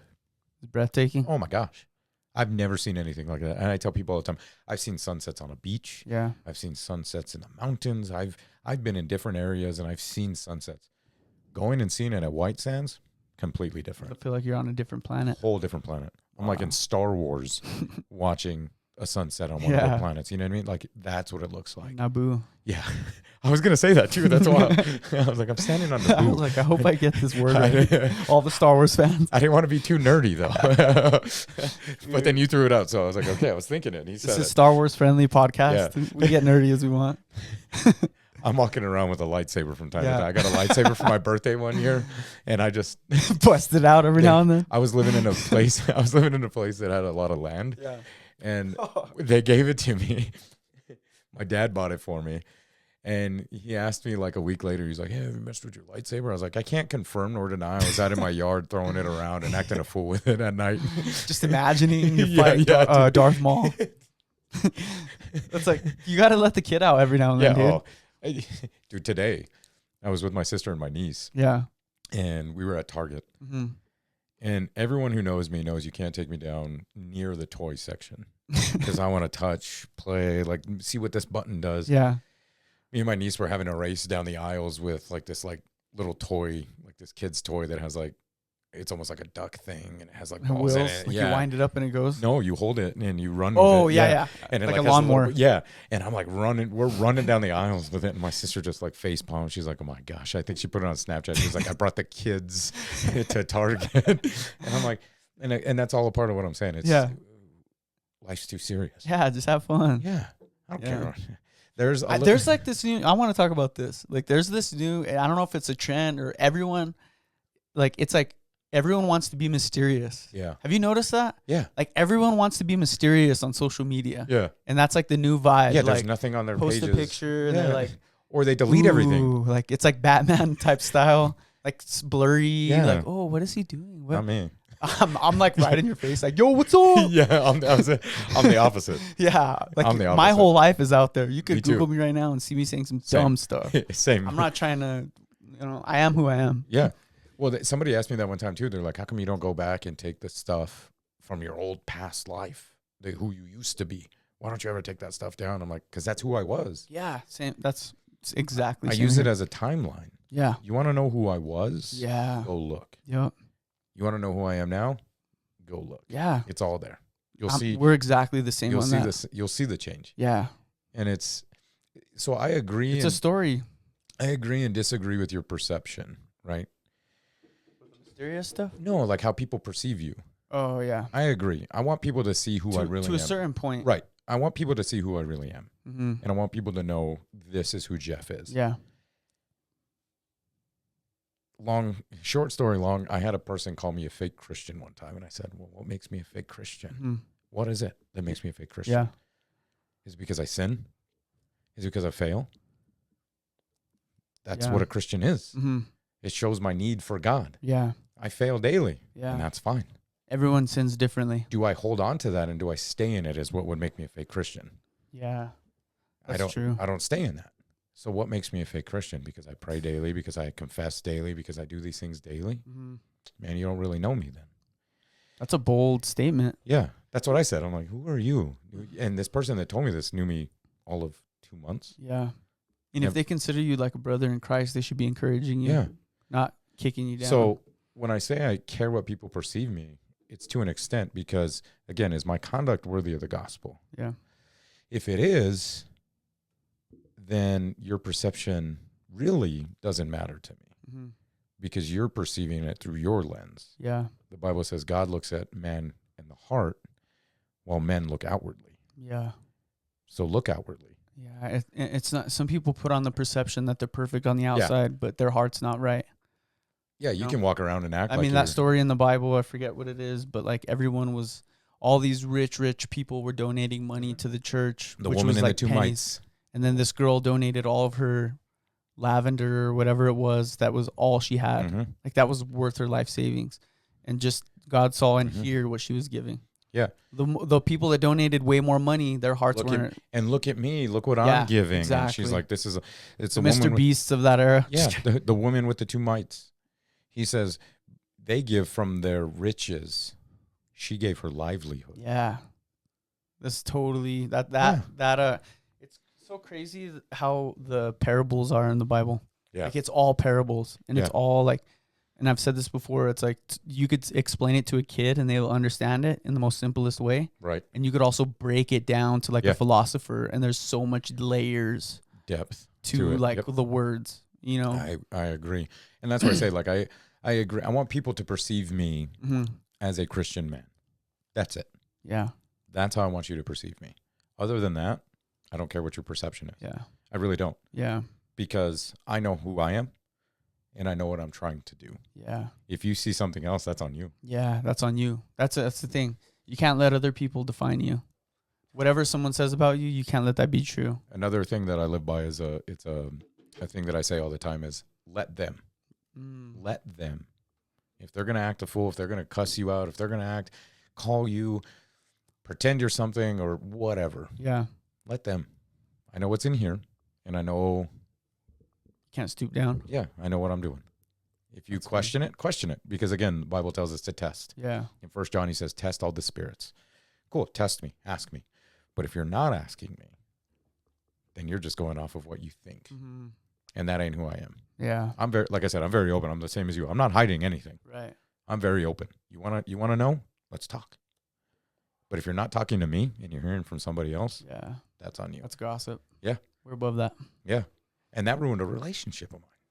Someone I Same thought I was one or another one? Another one. Somebody, They listened to what someone else said about you. Someone outside of they our didn't, relationship. like, talk to you about it or whatever, and just we're done. We're breaking up because of what I heard. 2 weeks later, she comes back and says, I heard from somebody else and they made up a lie. And I said, well, we're not getting back together. Why? Because you didn't take my word. Mm-hmm. I stood face to face with you, confessed my sin, spoke boldly, and you still believe somebody else. Yeah. I can't trust a I person. mean, like that's a hard thing to do. Yeah. Especially when they come back and whatever. Yeah. Because then you have to ask yourself, am I willing to put myself through this again down the road? Yeah. How easy was it for you to go the first time? Yeah. That's how I look at it. How easy was it for you to go the first time? What happens when we're with one kid married down the road and this happens? Or are you just going to run away from your problems? You know, that's a big sign that it wasn't meant to be. Yeah. The people that are meant for you are the people that stick around. Yeah. The people that encourage you. The people that are rooting for you. Right. You know, the people that don't judge you no matter what. And if you do mess up, they're there to build you up. Absolutely. You're like, you know what? This is a person I want to stay with. Yep. This is a person that's locked in with me. I don't want a person who is surface level. Things get a little hard. They find one micro thing wrong with you and they bounce. Absolutely. You don't, okay, you're not on my team. You know, and it's hard because they could have all the right things, all these friends. Absolutely. They could have all of these attributes that help you. But if they're just willing to throw you the deuces like that, it's not cool, you know? Then I don't need you. Why are you here? Let them. Yeah, let them, dude. Let them. And it's a hard concept. Like my best friend and I talk about it all the time. I'm like, let them. Yeah. Just let them be. But no, let them. Yeah. And I think it's so cool how you said, like, you know who you are on the inside. That's a big thing on it. Like, even like trying to find the right people in your life. Yeah. You're not going to find the right people in your life if you're putting on a facade all the time. Right. Because let's say someone else, a friend, is attracted to your facade. Then that means you're going to always have to put on that facade to keep that person around. Another pastor friend of mine says that all the time. It's easier to walk with the truth and speak the truth than it is to walk and speak a lie. Yeah.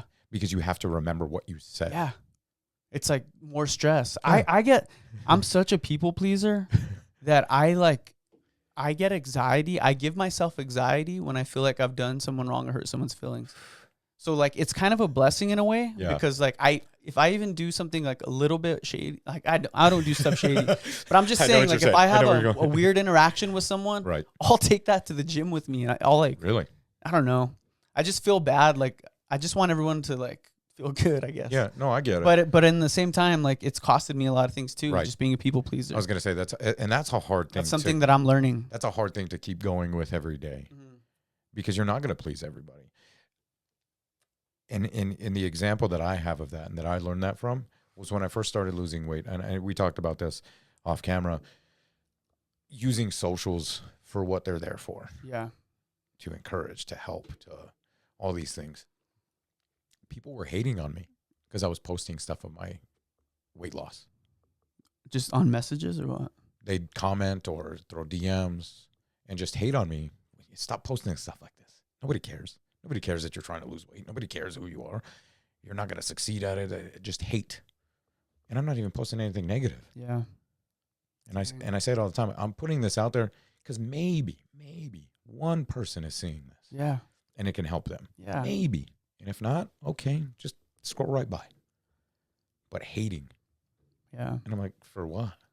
So you're not gonna please everybody. There's gonna be people that aren't in your corner. No, yeah. I don't know. I'm like I've never cared what anyone's thought about me. But I am like a people pleaser in a way where I'll just give someone a W, like let them, just so I don't have to like deal with the drama. I get it. You know what I mean? Like I'm more just like, all right, that's cool. Instead of like trying to win an argument, I just kind of just let them. Let them, bro.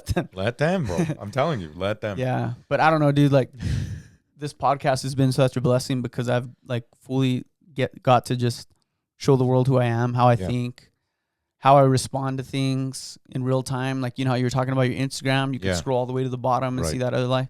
You could scroll to like episode 10 on this and I'm like chugging beers and getting whatever. Right. I'm not going to delete those, but that's just where I was. That's where you were. And, you know, every single episode I put is just a chapter in my life. Absolutely. Each episode's going to be different. And I think that's what makes this so much better than a lot of stuff that's out there, dude. And I think the last time you and I sat and we had a conversation, the last time I saw you, that's what I was trying to get through to you, is tell you this is a positive thing. Yeah. You're not who you were and you're going a different route. Yeah. And that's a good thing. And highlighting, and like you said, going back episodes and seeing where you were at. Don't delete them. Yeah. Because we get to see the growth and the man that you're becoming. Yeah. And that's a positive thing. Yeah. And people are going to hate on it, and that's fine. Again, let them. But the people that are in your corner, the people that like genuinely know you, respect you, and care about you are sitting there going, look who he was and look who he is now. Yeah. And look at the man that he's become. Yeah. It's a story. Absolutely. Still being written. Yeah, absolutely. And you're never, you won't finish it until the day you take your last breath on this earth. Yeah. And it could be tomorrow. Yeah. You know?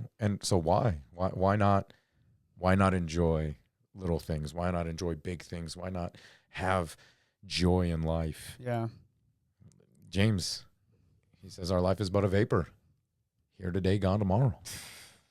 Dude, even just look back, like in like 2015 was like 10 years ago. That's wild.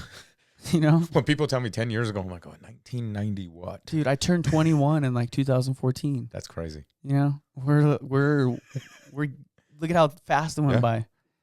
Dude, I'm going to be 37. Why be blacked out drunk the whole time? Then you really won't remember. I'm going to be 37. And I'm like looking 37? back now, and I'm like, oh. Dang, you look good for your age, bro. Thank you. Props to you. But like. Cigars is the secret? I guess. I don't know what it is. Cigars in scripture. And squats. That's the third. Cigars, scripture, squats. I'm about Triple S. Cigars are with a C, though. Oh, shoot. Never mind. I don't know why. Cigars, Christ. I'm talking to a guy that graduated from press. Right? Chest press. We'll go with that. Those are the 3 C's. Maybe chest that's what's press is a go-to. Yeah. Sauna maybe for me. You need to get. I need to do it. They're building a Defined. Yeah, I know. You should get on that. I know. I love dude. Defined. The sauna would be great. I don't know though, because I'm not a big sit and heat type guy. Do it. Good. Do it. Touche. You know what I mean? I gotcha. It sucks when you're in there, but when you leave, you feel way better. Yeah. Okay. That steam room, you walk in and you feel like your skin is burning, like the one in Defined. Yeah. Like you're instantly like, I'm cooking right now, but it's just more of a mental thing. You know, I think I can do it because we went through that. We went to an Airbnb. Dude, we went to the sickest Airbnb in Durango. at the beginning of the year. They had a steam room in their shower. No way. Dude, this thing was, I'll show you later. The house we stayed at, this thing was nuts. It had an indoor pool. Tell me where it's at or how to get it. I want that. I'll I like show it to you. Durango. I'll show you because I still have the link for the Airbnb. Yeah. But there was a sauna in there, and I had that thing up to like 75. And I was just sitting in there. 75 degrees? Like to start. Oh, yeah. And then I started incring. Oh. And I sat in there for, no, I know. But for me, 75 is a lot. Yeah. Dude, I was sweating today. I think my thermostat's at 75 like all the time here. I've run hot. So like sitting in that, Yeah. like you said, it was a mental thing. It's just pushing this hot steam in this hot room. And I'm like, okay. So I set a timer for it and I sat the whole thing. And my sister and brother-in-law were like, "You're good?" And I'm like, "Yeah." I was like, I just passed out. Yeah. I was like, it was rough, but I stood it. So I think I can. It's just, I'm just not a hot guy. I think the thing for me is it's kind of like nostalgic for me to be in that because when I grew up wrestling in Belen, our whether you were cutting or not, our wrestling room was at 110 degrees. Disgusting. For 2 hours. And in this weird part of me like craves that like this suck, you know? Like I just like I love being in like the fire. I like miss. Yeah. That's why it's like I don't know. Like I used to like fighting sometimes just for fun. Just for fun. Like I'm like an adrenaline junkie in a way. I've that. always been. So sometimes I get bored, you know, or I have too much energy. That's why the gym saved my life or saves my life because I have too much and I don't want to self-destruct. I feel you. You know, like I'll get bored and be like, let's just go do something crazy, which always hasn't been good, you know? What's one of the best things, positive, how do I say it? Positive adrenaline things that have filled that adrenaline need. Snowboarding. For sure. Snowboarding. Used to be grappling. I just love wrestling. Like I used to do the open division at nationals for like my junior wrestlers. Really? Yeah, I convinced them to. So I told them if they did good in state, if they kicked butt, that I would join Greater Southwest Nationals and wrestle. Yeah. And they did.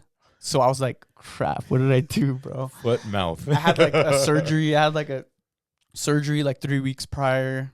And I'm like, I can't let these kids down, dude. So I show up, I get an old Belen singlet, and I freaking wrestle. All my wrestlers are in my corner. That's funny. So that adrenaline, I like love that. The pressure on me. Like I like putting pressure on myself. Yeah. I took second. That's dope. I showed up. I gassed out in the finals bad. Because there's kids that are like showing up from college that have been training all year, seasoned. Yeah. And I'm like off the bench, dude. It's been years since I've done this. Dude, if it wasn't for the pressure of those kids watching me, I probably would have got stuck right away. You know what I mean? Because I'm like, dude, I'm their coach. I can't let them they down. They see me get spanked. They're never going to listen to me ever. That's dope. So just things like that, even just challenging myself, snowboarding, hitting jumps, like not knowing what's going to be the outcome. Yeah. I crave that. That's dope. You know, but I love adrenaline too. I love it too. It's fun, right? Even in the gym, like you put an extra plate on and you're like, this could fall on me. And the first time I ever benched over 300 pounds, that's my adrenaline. You should see it. I come off my hands. I'm like, there's that adrenaline I was looking for. It's nuts. The thing that used to get me was firefighting. Firefighting's a big one. The craziest house that I ever went in, the guy left tiki torches on his back porch, and it caught, and it was like an enclosed porch. I'm like, why do you have tiki torches inside? On? Yeah, and it caught, and then it went into the house, and we had to make entry through the front door, and it was with Tom. Shout out Tom. And I'm sitting there, and I'm on the nozzle, and they're trying to bust the door open, and I look up, and the flames are like waves above my head, and I'm like looking up, and I'm like, this is sick. And I'm putting my hand in the flame. And Tom's like, what are you doing? And I'm like, when do we ever get to experience this? This is the craziest thing. Dude, house fires is like a firefighter's golden dream in a way. Yeah, dude. I was like, oh my gosh, this is sick. And I'm just like playing with the fire. And he's like, what are you doing? And I'm like, my adrenaline's going. I'm like, I can't wait to get in there. Like, dude, I think that's cool. I like that you like that stuff too because it's so relatable for me. Yeah. When I went through firefighter school, like firefighter 1, firefighter 2. Yeah. I remember that. Just like you, I wanted to be a firefighter. We talked about it. I don't know if you remember that. I don't. We were somewhere. I want to say it was like a house party or something like that. And I met you. It was the first time I ever met you. And I was on a truck, and Tim introduced me to you and he told you he does that. Yeah.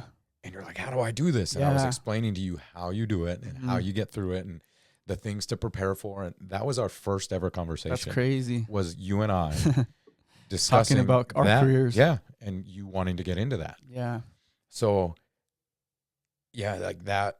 Well, we're talking about like that adrenaline rush, like that house going in. So that is what that's what I wanted. I'm like, I do good under these things. So, but I did it backwards. I wish I would have done it the other way around. I did all of the cool firefighter stuff, firefighter 1, firefighter 2, going in those houses in Socorro, pulling out dummies. Yeah. I was like a team leader. I was like, this is it. And then I did EMT last. Oh. And I did my EMT and I hated it, dude. I was so bored. And then just doing the transfers. And they're like, this is like 90% of what you're going to be doing as a firefighter. And I just had like a quarter life crisis. And it was like, dude, I don't want to do this. Yeah. You know, so thank God I still had the lottery scholarship and I switched it up to got my business degree. There you go. I'm not using it now, but like I got a degree, you know? Yeah. But that adrenaline, it's I miss it. Unmatched, dude. Like you said, the house fires, that's like what we kind of like hope for. As bad as that sounds. You want to go in there. You want to. Not knowing what's going to happen. The roof could fall down. I had that happen. No way. I had an entire living room fall on top of me and I was trapped in the living room. That's crazy, bro. It was me and a partner, and the partner. Did you get hurt? Yeah. The partner was smaller than me. And I was pulling the drywall down off the ceiling. Yeah. And I accidentally pulled a truss. I didn't know it. I was like, why is it this stupid thing coming down? So I put all my weight. Boom, I pulled it. The whole living room started coming down. I grabbed my partner. It was a female. Yeah. I pulled her right here, and I just braced for the impact, and it just knocked us down. Damn. And I, as best I could, I did like a little push-up. I'm like, get out, get out, get out, get out, get out, get out. She got out, and I was stuck. And I pulled myself out, and I found my way back outside, and this fire was happening at like 3 p.m. I couldn't see anything. It was my vision was gone. Because of it knocked me. No, it knocked me to where I couldn't see. When the truss hit me. Like you were out of it. It hit the back of my neck. Jesus. And it knocked my vision, and I couldn't see. And our chief was my brother was freaking out because my brother did it too. Mm-hmm. He was actually running the pumps of the truck that we had there. And he was ready to come in to pull me out. And I got on the radio. I'm like, I'm coming out. We're fine. But I thought I couldn't see because it was dark in the house. But I got outside 3 p.m, sun's bright as heck, and I couldn't see anything. That's scary, bro. They were waving their hands in front of my face, and I'm like, I can't. I don't see anything. I could feel your hand there, but I can't see it. Did you think that you were going to be permanently blind? Something. And my chief was on scene, and he goes, you're going to the hospital. I was like, no. I don't want to go to the hospital. Hang on. Yeah. He goes, what? I was like, give me like 15 minutes. He's like, what? I was like, give me 15 minutes. If my vision doesn't come back in 15 minutes, do what you got to do. 10 minutes later, my vision came back. Thank God. But yeah, it knocked the heck out of me. Dang. Those moments, if you think about all the biggest adrenaline rushes you've had in life, those are the most memorable moments. Oh, yeah. Like, you could look back at all your regular days. Yeah. They're like, you just brush over them. Yeah. But those times you almost died, you never forget those. Oh, absolutely. You know? There was 2 instances that pop in my head. That one and another one. I got stuck in a haystack. I was on top. We fell through the cracks? I was standing on top of the haystack because the fire was inside of it. Oh, and I'm using a piercing nozzle and my brother's we were partners for a couple of years. And I'm throwing the piercing nozzle in there, and all of a sudden, and this is one of the giant haystacks in Los Chavez. And I'm standing on the top of it. It's a good 3-4 stories up, and it just collapses under my feet. And I'm literally... So you fall in the fire? Yeah. And all I was wearing, dude, was bunker pants. Dude, what the heck? That was it. And I'm standing there, and literally it's a foot, 2 feet in front of me. Hay burns quick and hot. Hot. My skin was red. That's why you don't like the sauna, huh? And I think that's why. I'm in a little room PTSD. burning up. Yeah, I'm like, oh, I'm going to die. They had to like pull the tractor, and like everything that we had planned to take this hit went out the window because I was literally just standing. So then it turned into a rescue in a way. I'm just standing in a fire. It was nuts. It was nuts. Are you thinking in that moment, or are you just like panic? I had my eyes closed, and I had my radio on my suspender, and I'm just telling my brother, I'm like, dude, you got to hurry. You got to hurry. And he yells, everybody keep this channel clear. And I'm like, you got to hurry. It's hot. It's hot. Yeah. And it's suffocating. And you're basically stuck. I'm like, and it's suffocating, and I'm struggling. you got to hurry. And that's where everything went out the window, and they're just using a tractor to make a hole. Is that how they got you out? Yeah. They just pulled the tractor, made a hole, and I got out.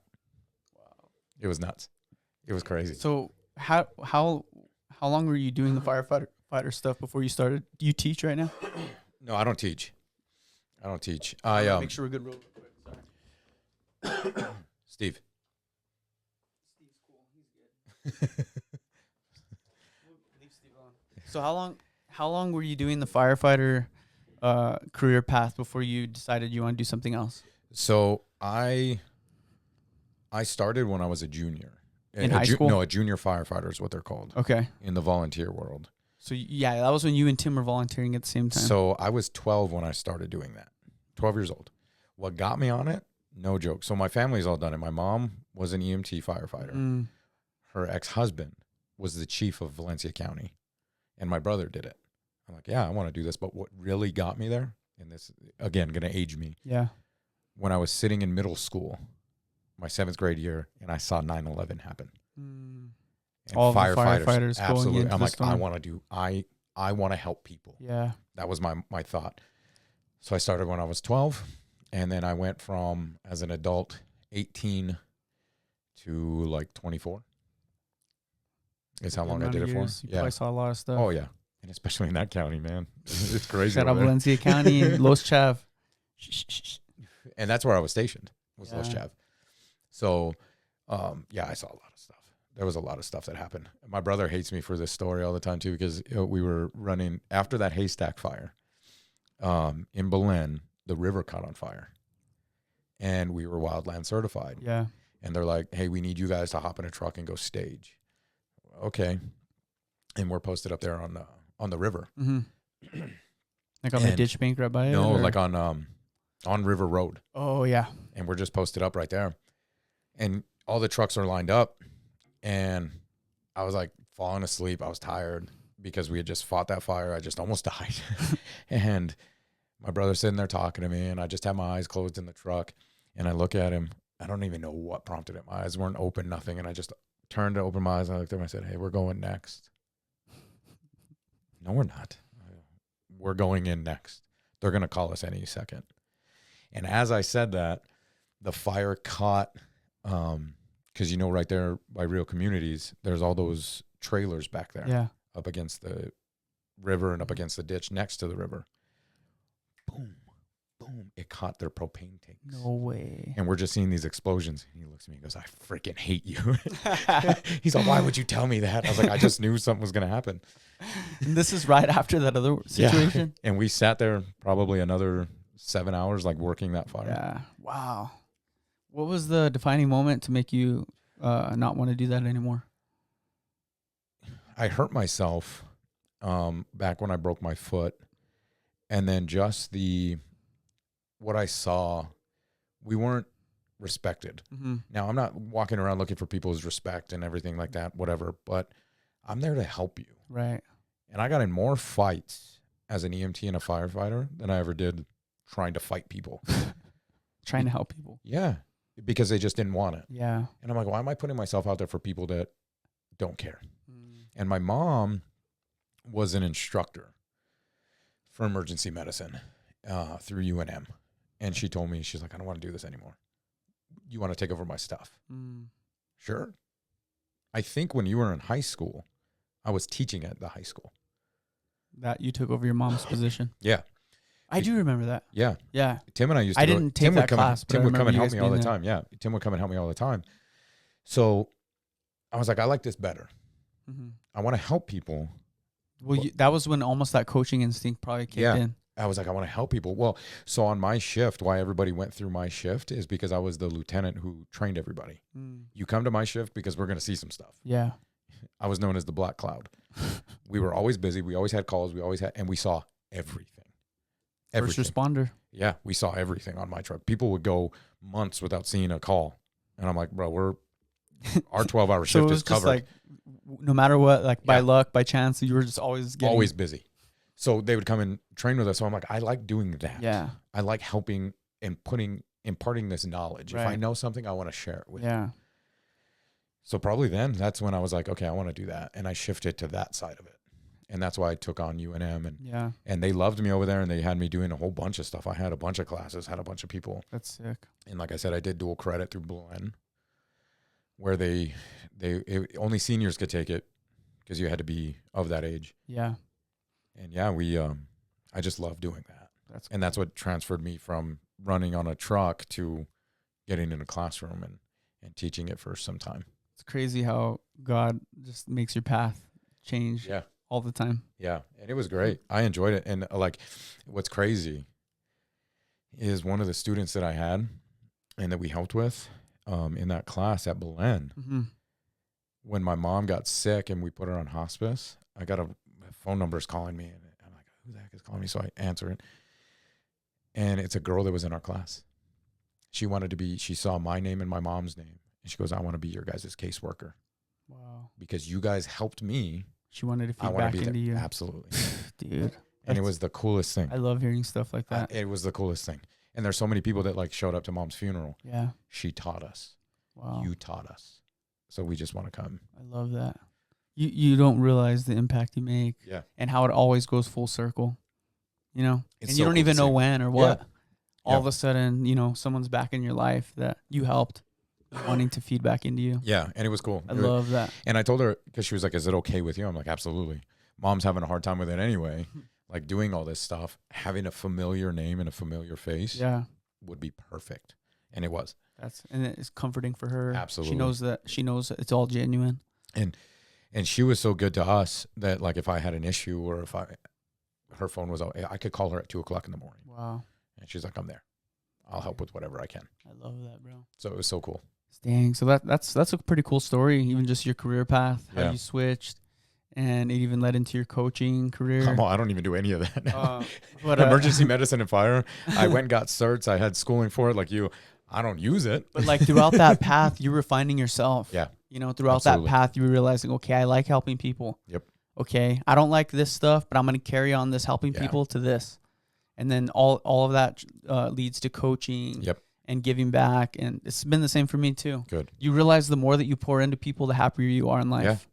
Yeah. You know, the more that you give, the more that you get in different ways though. The most cliche Christian thing that you can say is joy, right? Jesus, others, yourself.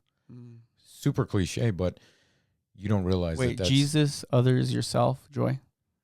I've never heard that. No, I've heard it for years. Pastors all over say it, but it's real. Like if I have Jesus first and he's in my life first, now I want to help others. Because again, in James, he says, they will know us by our works. Yeah. You have faith and you have works. So because I know Jesus, I'm going to go work. And because I'm working, they're going to know Jesus through that. Yeah. So I have Jesus first. Now I'm going to go help others. And then I'll take care of myself. Yeah. That's big. Like put myself aside and let's help other people.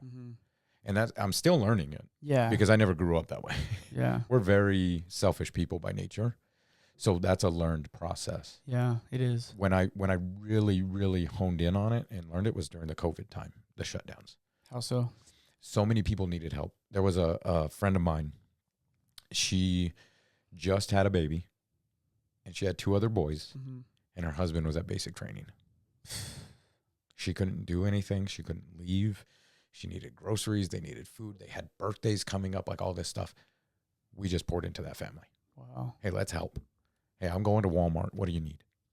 That's cool, Jeff. It's the kid's birthday. All right. We showed up with gifts. Special for them. Yeah, we showed up with gifts. We did things for them because they didn't have, and the family wasn't around. Yeah. Things like that. So let's help. Yeah. And especially like her husband wasn't there. Like that's a big deal. Okay, what do you need help around the house? How can we help? That's so cool, Jeff. That's so cool that you have that mentality, and it spreads like wildfire. You know, just you around being who you are, not caring what people think, pouring into people. Like the world needs more people like you. You know, and I'm glad that you're embracing it and doing it with joy. Yeah, because people need something to look up to. Absolutely. People need people to aspire to be like. I needed that too. You know, thankfully I have my dad. Yeah. Who was always kind of like that pinnacle of what a good man should be like. Yeah. So I always knew in reference what a good man should be like. Right. You know, and I'm thankful for that. And now we're at that point in our lives where we have that opportunity to be that. You know? And to whom much is given, much is tested. Absolutely. And again, I think I told you this before. Our football team Yeah. at the high school showed me that they learned it 2 times. And one is far more special than the other. The other one is really great as well, but one is more special. When my mom found out that she had cancer, Mm-hmm. the guys found out because I was at practice Yeah. and I had to go take her to the hospital, and I didn't show up for a few days because I had to help her. Her birthday fell on the Saturday after our game, Yeah. and the guys dedicated one of the nights to her. Wow. They wanted to do something special At for the her game. at the game. And they told me, we want to bring you in on it and let you know, but we want it to be a surprise to her. Because she was a part of it. Yeah. And they set a section at the game for her Mm-hmm. and for families. Certain people were invited. Like my entire family was there, and friends of hers, and just people were there. Normally, as you know, like on a game day Mm-hmm. to school, the team wears their jerseys. Yeah. They wore shirts that were made that said support squad, Jags love Becky. Wow. And they, All of them. all the team and the cheerleaders wore those shirts, and the cheerleaders wore them at the game. All the boys wore them under their uniform at the game. Dang, man. Everybody in the stands that was in the invited people had those shirts as well. And before the game, they ran up to the fence by the bleachers and showed her love and played that game for her. That's what life's all about, man. And I was like, holy smoke. I'm in That- tears on the sideline. She was crying her eyes out because she had no idea. Yeah. She had no clue. She thought she was just coming to watch me coach because she loved what I did. What a special moment, man. It was amazing. It's things that are supposed to be detrimental. Mhm. Look at all the joy and all that came Yeah. that day. Yeah. You know, that was such a special moment for everyone to show Yep. up. That just shows the impact Yeah. from the cheerleaders to the players showing up to Yes. support one person Yep. who just found out the most devastating news Yep. ever. Absolutely. And let's make it special. Let's make it a night. Let's make her feel embraced by the community. Yep. And That's they had signs made that were on the fence. wow. Like they had and I found them when we were going through her stuff. Yeah. You guys still had She them. kept them. Wow. So I still have them because again, it's a special night that I'll hold forever, People don't forget things like that. ever. And then the second time was there was a girl that goes to the school that had leukemia and was being made fun of because she was losing her hair because of the treatment. Yeah. High school, man. I know. And I found out, and I messaged the guys in the group chat that we had. And I told them, I said, if this is you, you guys are going to be in a lot of trouble at practice. Coach, it's not us. And I'm like, okay. And they're like, we'll find out who it is and we'll beat the crap out of them. I'm like, no, that's not what I'm telling you to do. Like, it's cool that you're willing to, yeah, it's cool that you're willing to defend her, but that's not the, that's not the, You gotta spread love. that's not the answer The way to the respond. problem. Yeah. Yeah. I was like, so think of something else. And the same 3 guys who actually turned out to be our captains called me a little later. We have an idea. Okay. What's your idea? And they're like, we want to do something similar that we did for your mom, for her. Mm-hmm. Let her family come in, kind of dedicate this night to her. And I was like, wait a minute. When? They're all this next game. And I'm like, but that's your senior night. We don't care. We want it to be about her. They brought her in. I said, how can I help? We just need you to get a couple items. I'm like, okay. So I purchased a couple items. It was just flowers and like a couple gifts that they wanted to get her. They brought her into the locker room after everybody was changed. They prayed over her and for her. And then she escorted them onto the field. On senior night. On senior night. That's so crazy, bro. That's so impactful. I was like, holy smokes. Like on a night that you're allowed to be selfish because it's about you. Dude, but like you were even just saying, like it's not about the scoreboard. Right. Look at all these amazing things that are happening off the field. You know, you guys are all just part of a football team, but look at what you're doing to the community. Yeah. And what's crazy is that girl and her dad now go to my church. No way. Yeah.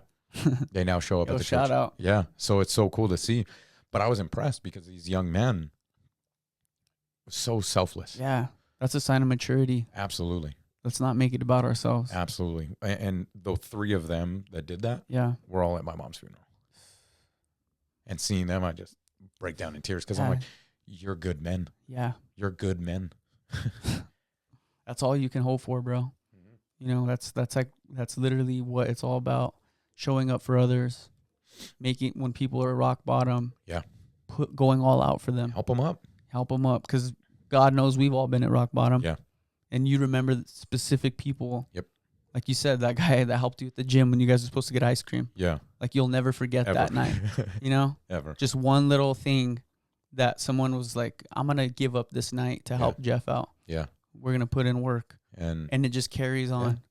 And it's just so cool to see, because it gives me hope. Because, I mean, you look at around now, like society. Yeah. It's like people kind of suck. Yeah, they do. People are not the best, and there's a lot of problems and detriment in society. But it gives me hope, because these guys, shoot, they're 19, 20 years old right now. Yeah. That gives me hope. Heck yeah. They're going to be solid men. They're going to be good fathers. They're going to be good men. They are. As they continue to progress, and to see them being blessed, and to be, you know, just having a better life because of who they are. It makes me happy, dude, because they're solid men. Going against the grain, dude. Yeah. You know, being a leader. Yeah. That's what it's all about. I love it. And like you attract that energy. Yeah. You know, so it's there. I believe in energy. I really do. I don't disagree. I mean, I don't know what to call it, but I believe that like positive things spread like wildfire. Yeah. Just like negative things. Yeah. And some people you have to be like a light. Mm-hmm. You have to be a light. Absolutely. People attract to the light. Mm-hmm. You know, and it spreads. Yep. You wanna make other people be lights in their own communities. Yep. You want that kid that's going to college that you helped, you know, turn into a man. Take that to there. Take that to that team. Dude, one of the guys, one of the young men that was a part of all that, he has a good friend of his who's still in high school. Mm-hmm. So he's like mentoring that kid. Yeah. And I'm like, I love to see it. Yeah. I love to see it, because now you get to impart wisdom. Yep. Now you get to, so help him. And I told him the other day, actually, because he goes to the church and we're still very close. He comes by the house every Sunday, because we have like a little family lunch. Yeah. He comes by, you know, and my family kind of like adopted him. Yeah. But he has his little buddy with him, and another solid young man, and he's imparting good wisdom on him. And his dad told me, he's like, it's cool to see that he has someone that he can pour into. Yeah. He goes, and I'm grateful that That's you're part of him maturing in his own way. And he's like, I'm grateful that my son has you to pour into him as well. Yeah. That's so cool, man. It's awesome to see. You know, the real question right now, though, is when are you going to start your own podcast, bro? I need to. Why not? I don't know. Look at it's before, simple. Well, I know. Now it is. How cool would it be to put out some convos with you and some of the people you're talking about? And so I'm actually turning my office into like a room where I can do that. Because before I didn't have time. Yeah. Like I really didn't. Everything was surrounded. And I'm not complaining or regretful in anything. But a lot of it was consumed with mom. I was her primary care, and I was everything. So for 3.5 years, that was priority. That was my focus. Yeah. And now that she went to be with the Lord, now I'm like, okay, now what? So I've been reevaluating a lot of stuff. Yeah. And, my brother has been helping me. Like I said, I'll send you a picture later. We're turning my office into kind of similar to what you have going on here. Like I just want a space where we can do that. Creative space. Yeah. And that's kind of the goal for this year, is to get everything set up and start putting it out there. Dude, if you ever need help, anything. I mean, I'm pretty simple. Really, I'm the same. It doesn't have to be so grandiose. You know, I'm the same way. All you need is a decent mic and you'll be good. You and I are very similar. Like I'm a simplistic dude. My sister told me that the other day. She goes, I wish I could be as simplistic as you are, because you're very minimal on everything you do. And I'm like, absolutely. I don't like a lot of stuff. I don't need all that. I don't need it. But I want to, because there's a lot. Like I said, there's a lot that's shared here today, but there was still a lot that. Yeah. I mean, you have so much life experience. You just called me old in the nicest way possible. Hey, I'm right behind you, bro. Okay. He said, you have so much life experience. That was the nicest way anybody's ever called me old. I should have said we. Oh, wait, where are we at? No, I don't disagree. With all that life experience comes great stories. Yeah. You know, that's part of why I love doing the podcast, because I do have so much life experience that I get to share. Yeah. And it's, you know, it's good to get it out. Yeah. One of my ex-girlfriends was like, you need therapy. You need, like, just because like I've went through so much traumatic things in my life that I just kind of brush off. But I'm like, my podcast is like my therapy. It's very therapeutic. You know, like I'm getting to share with you whatever I'm feeling, whatever. That to me is like therapy. Just getting it out. And that's praying. I mean, Praying is a big therapy. That's all therapy is, right? Yeah. It's just getting it out Just and talking getting it out. about it and not reliving it per se, but like reflecting and where you've come from. Yeah. I don't disagree. Don't forget your roots. Yeah. You know, don't I forget. agree. Like you said, you post those pictures from the past because you don't want to forget. No. You could easily slip back into that. Absolutely. At any moment. Who's stopping you? Yeah. You can tonight. Yeah. Let's go get some McFlurries. McFlurries is crazy. I live like a quarter mile from that McDonald's. Yeah. Tempting on Saturdays. But which one would you get? If you're going to get a McFlurry, what are you going I get Oreo McFlurry, extra Oreos. Yeah, absolutely. That's the only way to I'll go. pay an extra $1. I don't care. That's the only way to go, though, if you're going to do it. If you're going to go out, you got to get Oreo. Or if I used to go to Sonic a bunch. Yeah, yeah. And get the like blasts or whatever. Oh, yeah, yeah. Dude, a Reese's one. Is it fire? They put Reese's in there? Oh, dude. You don't know what you're missing out on. I have to send it. I love a frozen Reese's. There's actually Reese's. This is how good willpower on my part. There's Reese's in my freezer right now. And I'm like, I want to eat them. I want to eat them so bad. Are they better cold? Oh, dude. You take it from a former 400-pound guy. I know how to eat. Good stuff. I know how to eat. Frozen Reese's just hit different because everything is colder. Yeah.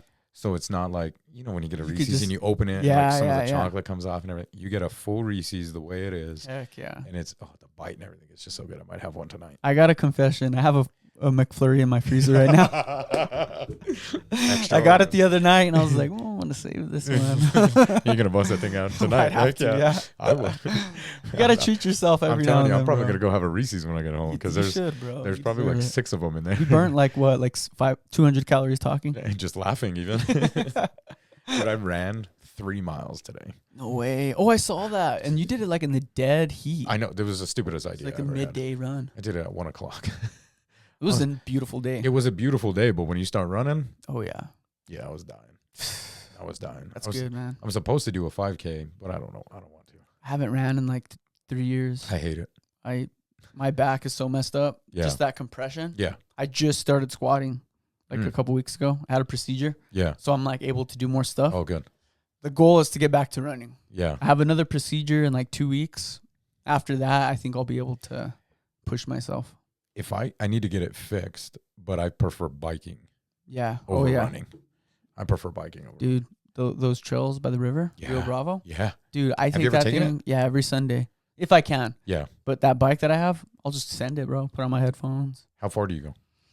I usually do like 6-7 miles. The hardest thing I ever did was I went from Rio Bravo to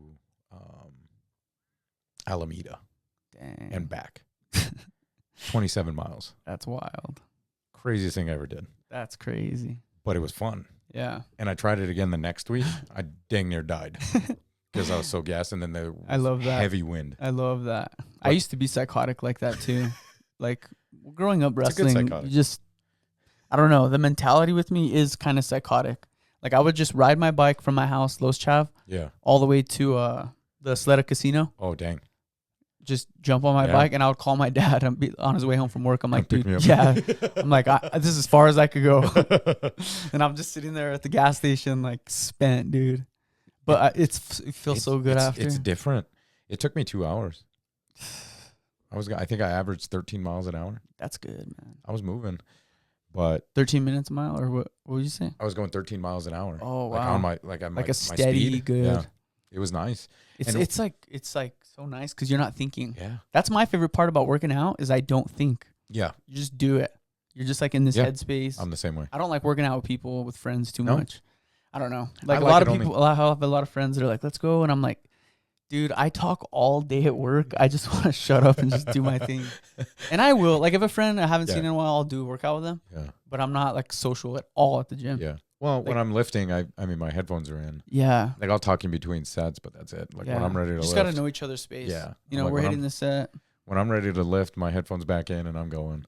What do you like listening to, bro? What gets you? It depends on the day. Like rock, rap? Depends on the day.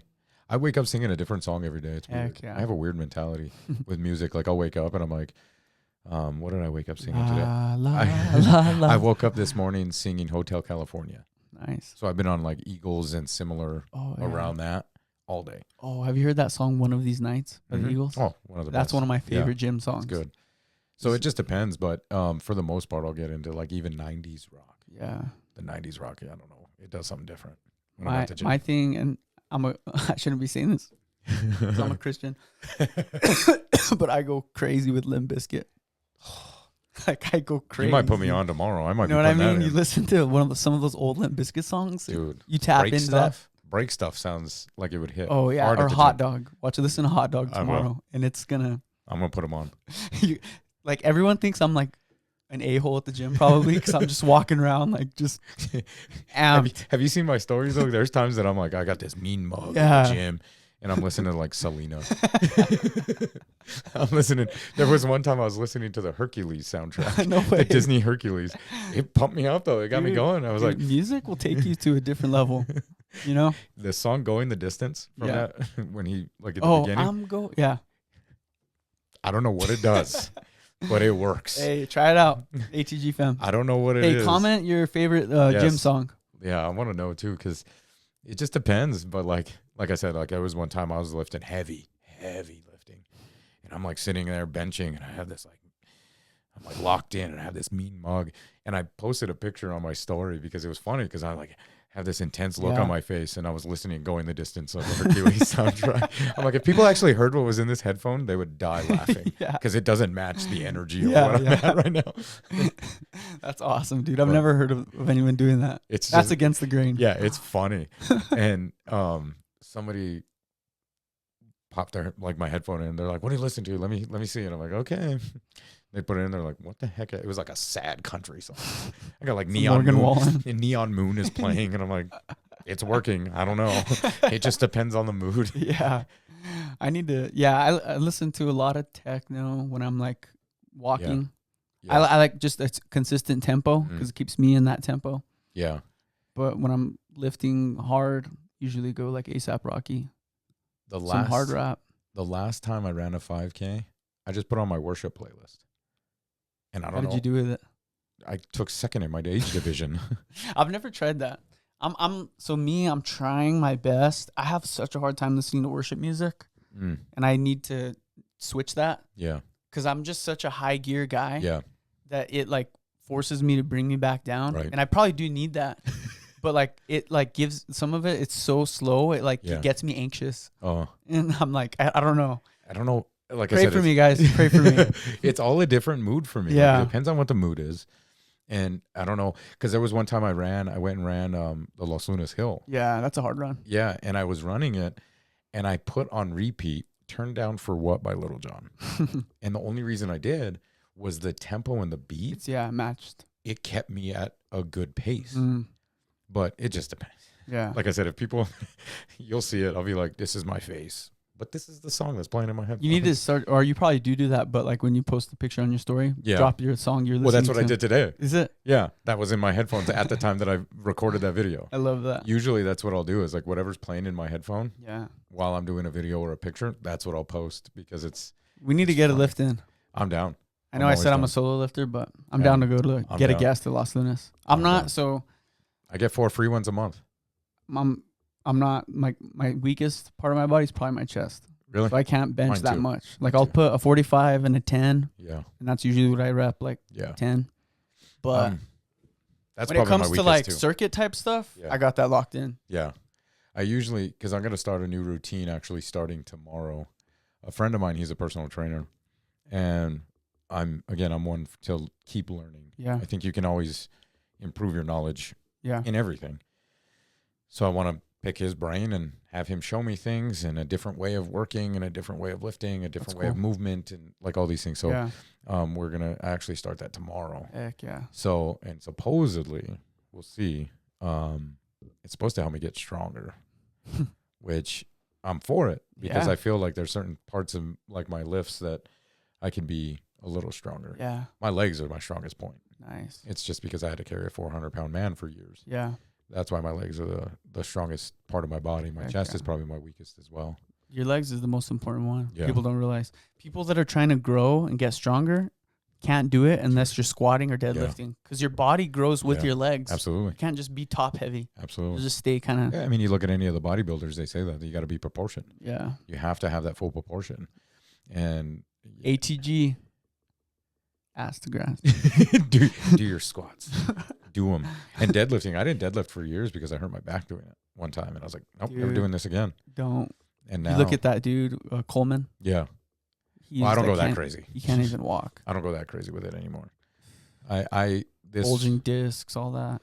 What was it? The last week was my last like hoorah of trying to lift heavy.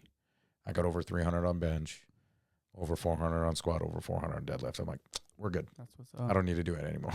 Is it what? So like when you're going to the gym, are you just doing it just for mental clarity, or do you have like a goal of how you want to look or what you want? So it's always for mental clarity. I very much use that for therapy. Mm-hmm.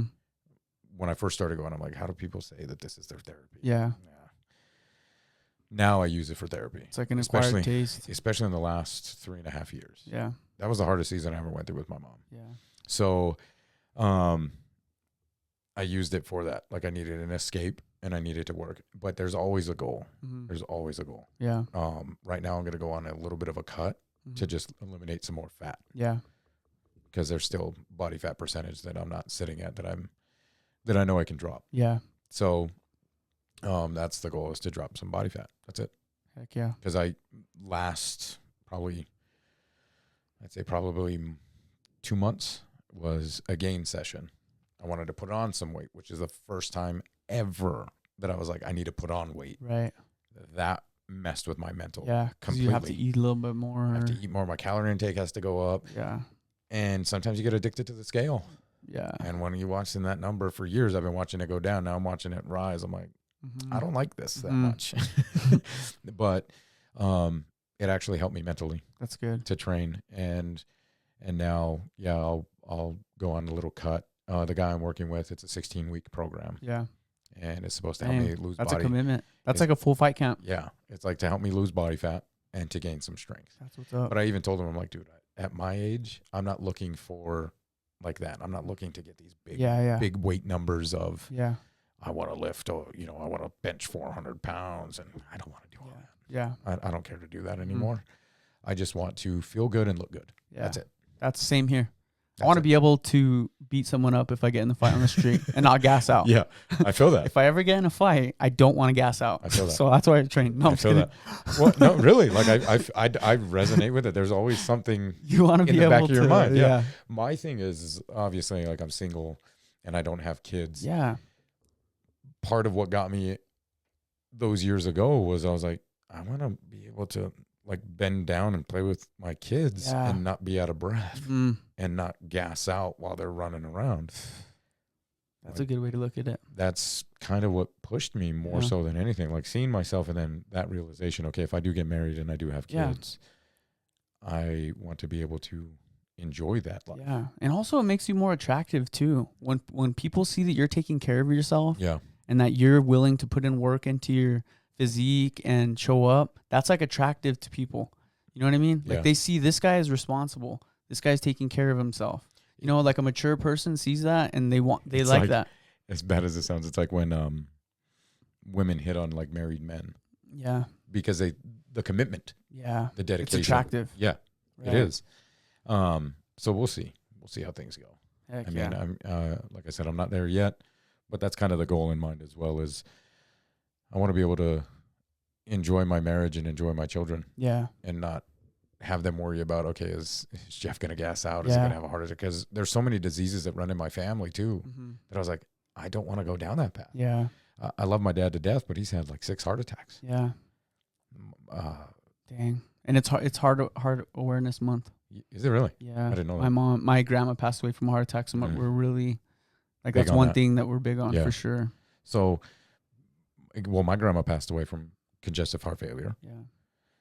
We have colon cancer that runs in our family, Parkinson's that runs in our family. And then my mom was adopted. That's just stuff on my dad's side. Yeah. My mom was adopted. We don't even know. But now my mom had pancreatic cancer. So it's like, okay, that could come up in our lives. Yeah. And I tried to tell my family the same thing. Hey, this stuff is, especially my siblings, this stuff runs in our family. Mm-hmm. Let's be better. Yeah. Let's break the generational curses and be better. Yeah. Drink more water. And my brother took that to heart. He said he did it out of spite because I was a jerk to him, but I don't remember saying it. But we went to Arizona, and I took my mules with me, and I got gym passes while we were out there for the few days that we were out there. Yeah. And I guess I told him like I was warming up my food, and he's like making fun of me. And I guess I told him like, well, you can't do this. I don't remember saying that. Well, when we got back, he said out of spite, he wanted to do it as well. Yeah. So just to show you. Yeah, just to show me that he could do it. And it's funny how reverse psychology or like that works, huh? Did he though? He went all in. He went all in because I told him, I was like, I'll help you, but you got to do it. Yeah. Is this your older brother? Yeah, I'm the youngest. Yeah. So we get back, put him on a meal plan, put him on a workout plan. To date, he has lost 160 pounds. Wow. In a year. Holy cow, dude. Was he a big boy? He was 400 pounds. He was 405. Wow. He last weighed in at 145. That's in a year. That's a huge accomplishment. I'll show you when we get out of here. I'll show you his before and after. Shout out to bro. Dude, he killed it. He killed it.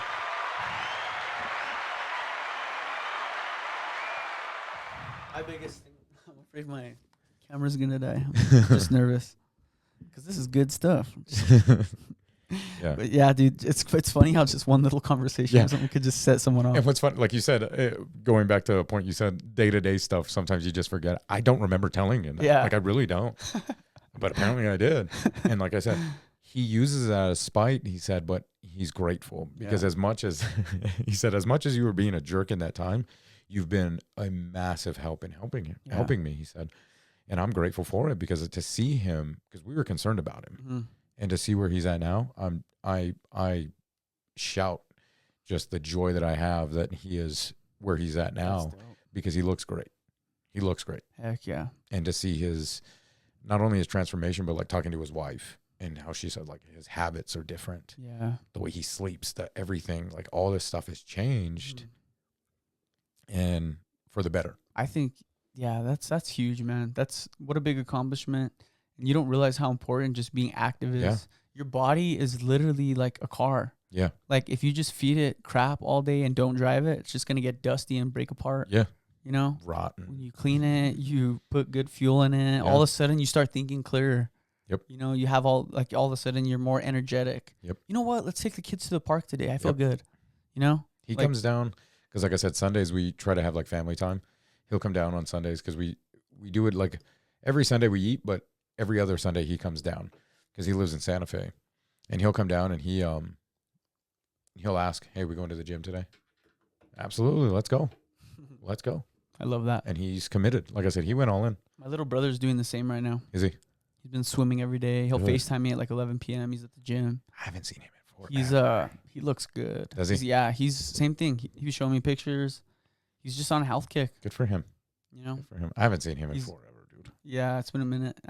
We'll let you know when he's down. Yeah. Usually pops in randomly, but yeah.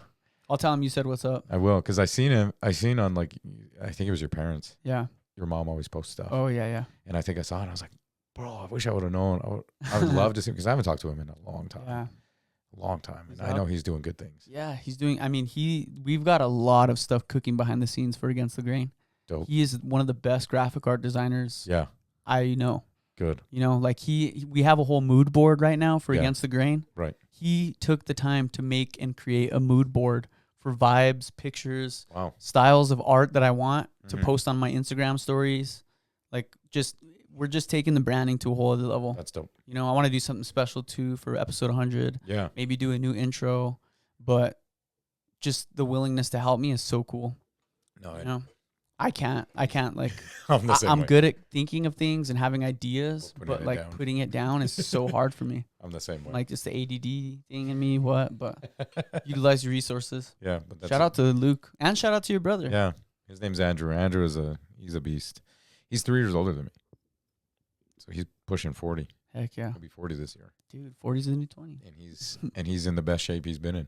He actually showed up to the house one day and he was wearing a shirt that he hasn't worn since freshman year of high school. I'm like, that's like in the year 2001. Wow. Is when he He's was a gonna be freshman. 40? Yeah. And that's the shirt he put. He's like, I don't know why I kept it. He's like, I kept the shirt for all these years. And he showed For up. this I'm like, reason. I was like, dude, it's just so Mile cool marker. to see. Yeah, it's so Dude, cool there's to this see. guy at work that repped out. He's 40. Yeah. He repped out 25 pull-ups the other day. Bávaro. So, like, it really put into perspective, like, oh, we're good. Yeah. Like, I keep thinking my age, you know, Yeah. we're starting to, no. Ah, By 40, you could be prime time. absolutely. You know? I feel like as we joke because I Yeah. said he called me old. I feel like I'm in the prime of my life. Me too. I'm in the best shape I've ever been in. You catch me 10 years, 11 years ago. Yeah. Even 30, not 30. That's too much. I'd say 20 years ago. Yeah. You're not going to catch me running 3 Yeah. miles. You would not catch me doing that. Mm-hmm. Now I was like sitting at home and I'm like, it was a good unplugged day. It wasn't on social media. It wasn't anything. Let's go for a run. I like that. In the midst Healthy of it, habits. in the midst of it, that was Healthy the habits. stupidest thing I ever did. Back in the day, you'd be like, let's go to B-Dubs. Yeah, It's happy hour. absolutely. And what's funny is I live a quarter mile from a I saw B-Dubs. that route you're running. You live back behind there. Yeah, I'm like, I can run. I'll just walk to B-Dubs, eat, and then walk home. But Yeah. no, like the habits have changed. Heck yeah. Everything has changed, and I feel like I'm in the prime of my life. Dude, that's good. The more things that you do like that, you attract the people that you need in your life. Yeah. You know, like you're single, you keep doing the things that you love, these Yeah. healthy habits, the right people are going to attract you. I agree. You know? I agree. So just keep doing them. Keep However, growing. However, B-Dubs does sound pretty good. Some wing. Well, not B-Dubs. Wings just in general. Honestly, I've been craving Hooters lately pretty Dude, bad. Hooters naked wings are probably the best wings I've so ever had. good. I tell people that like, because And those again, pickled fries are prime time. you're a Christian, you go to Hooters. Hey, I'm gonna tell you this right now. I don't care about the women that are there. Yeah. I want them wings. Yeah. My attention is on these. Yeah. Yeah. I'm not Dude, looking the at girls at anything. Hooters, they don't even dress like provocative. No, but Like, even I went like 2 months ago, yeah, like with like family and stuff, and Yeah. they're like wearing like full, like they're fully pants. covered. Yeah, no, I agree, and that's what I'm saying. Like, I could care less. Yeah. I'm literally there. I had a cheat meal and I had 20 wings. Heck yeah. Because I was working with a dietitian. He goes, "Go have a cheat meal. Eat whatever you want. I don't care." All right. Say no more. Let's go And I get was some like, let's do it. Reese's. And I went, I had Hooters wing. I had 20 wings. I felt like crap after because I hadn't eaten like that in You a got long it out of time. your system. But I slapped. went, yeah, dude, I went for Dude, the every wings. now and then you need a grease cleansing. Yeah. Like lube up the joints, you Yeah. know, put just like that. I had to break the way I was eating and training Yeah. last week. I had spaghetti for the first time in Dope. years. Was it good? Oh, it was amazing.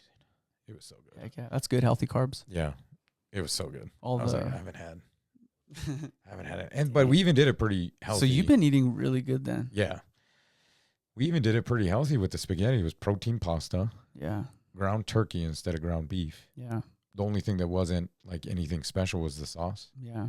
So there's sugar in there, Prego but sauce, whatever. yeah, but it wasn't bad. It was so good. Dang. Had Dude, two- I'm getting so hungry right now. I'm not gonna It's a lie. good thing you got that McFlurry. Yeah.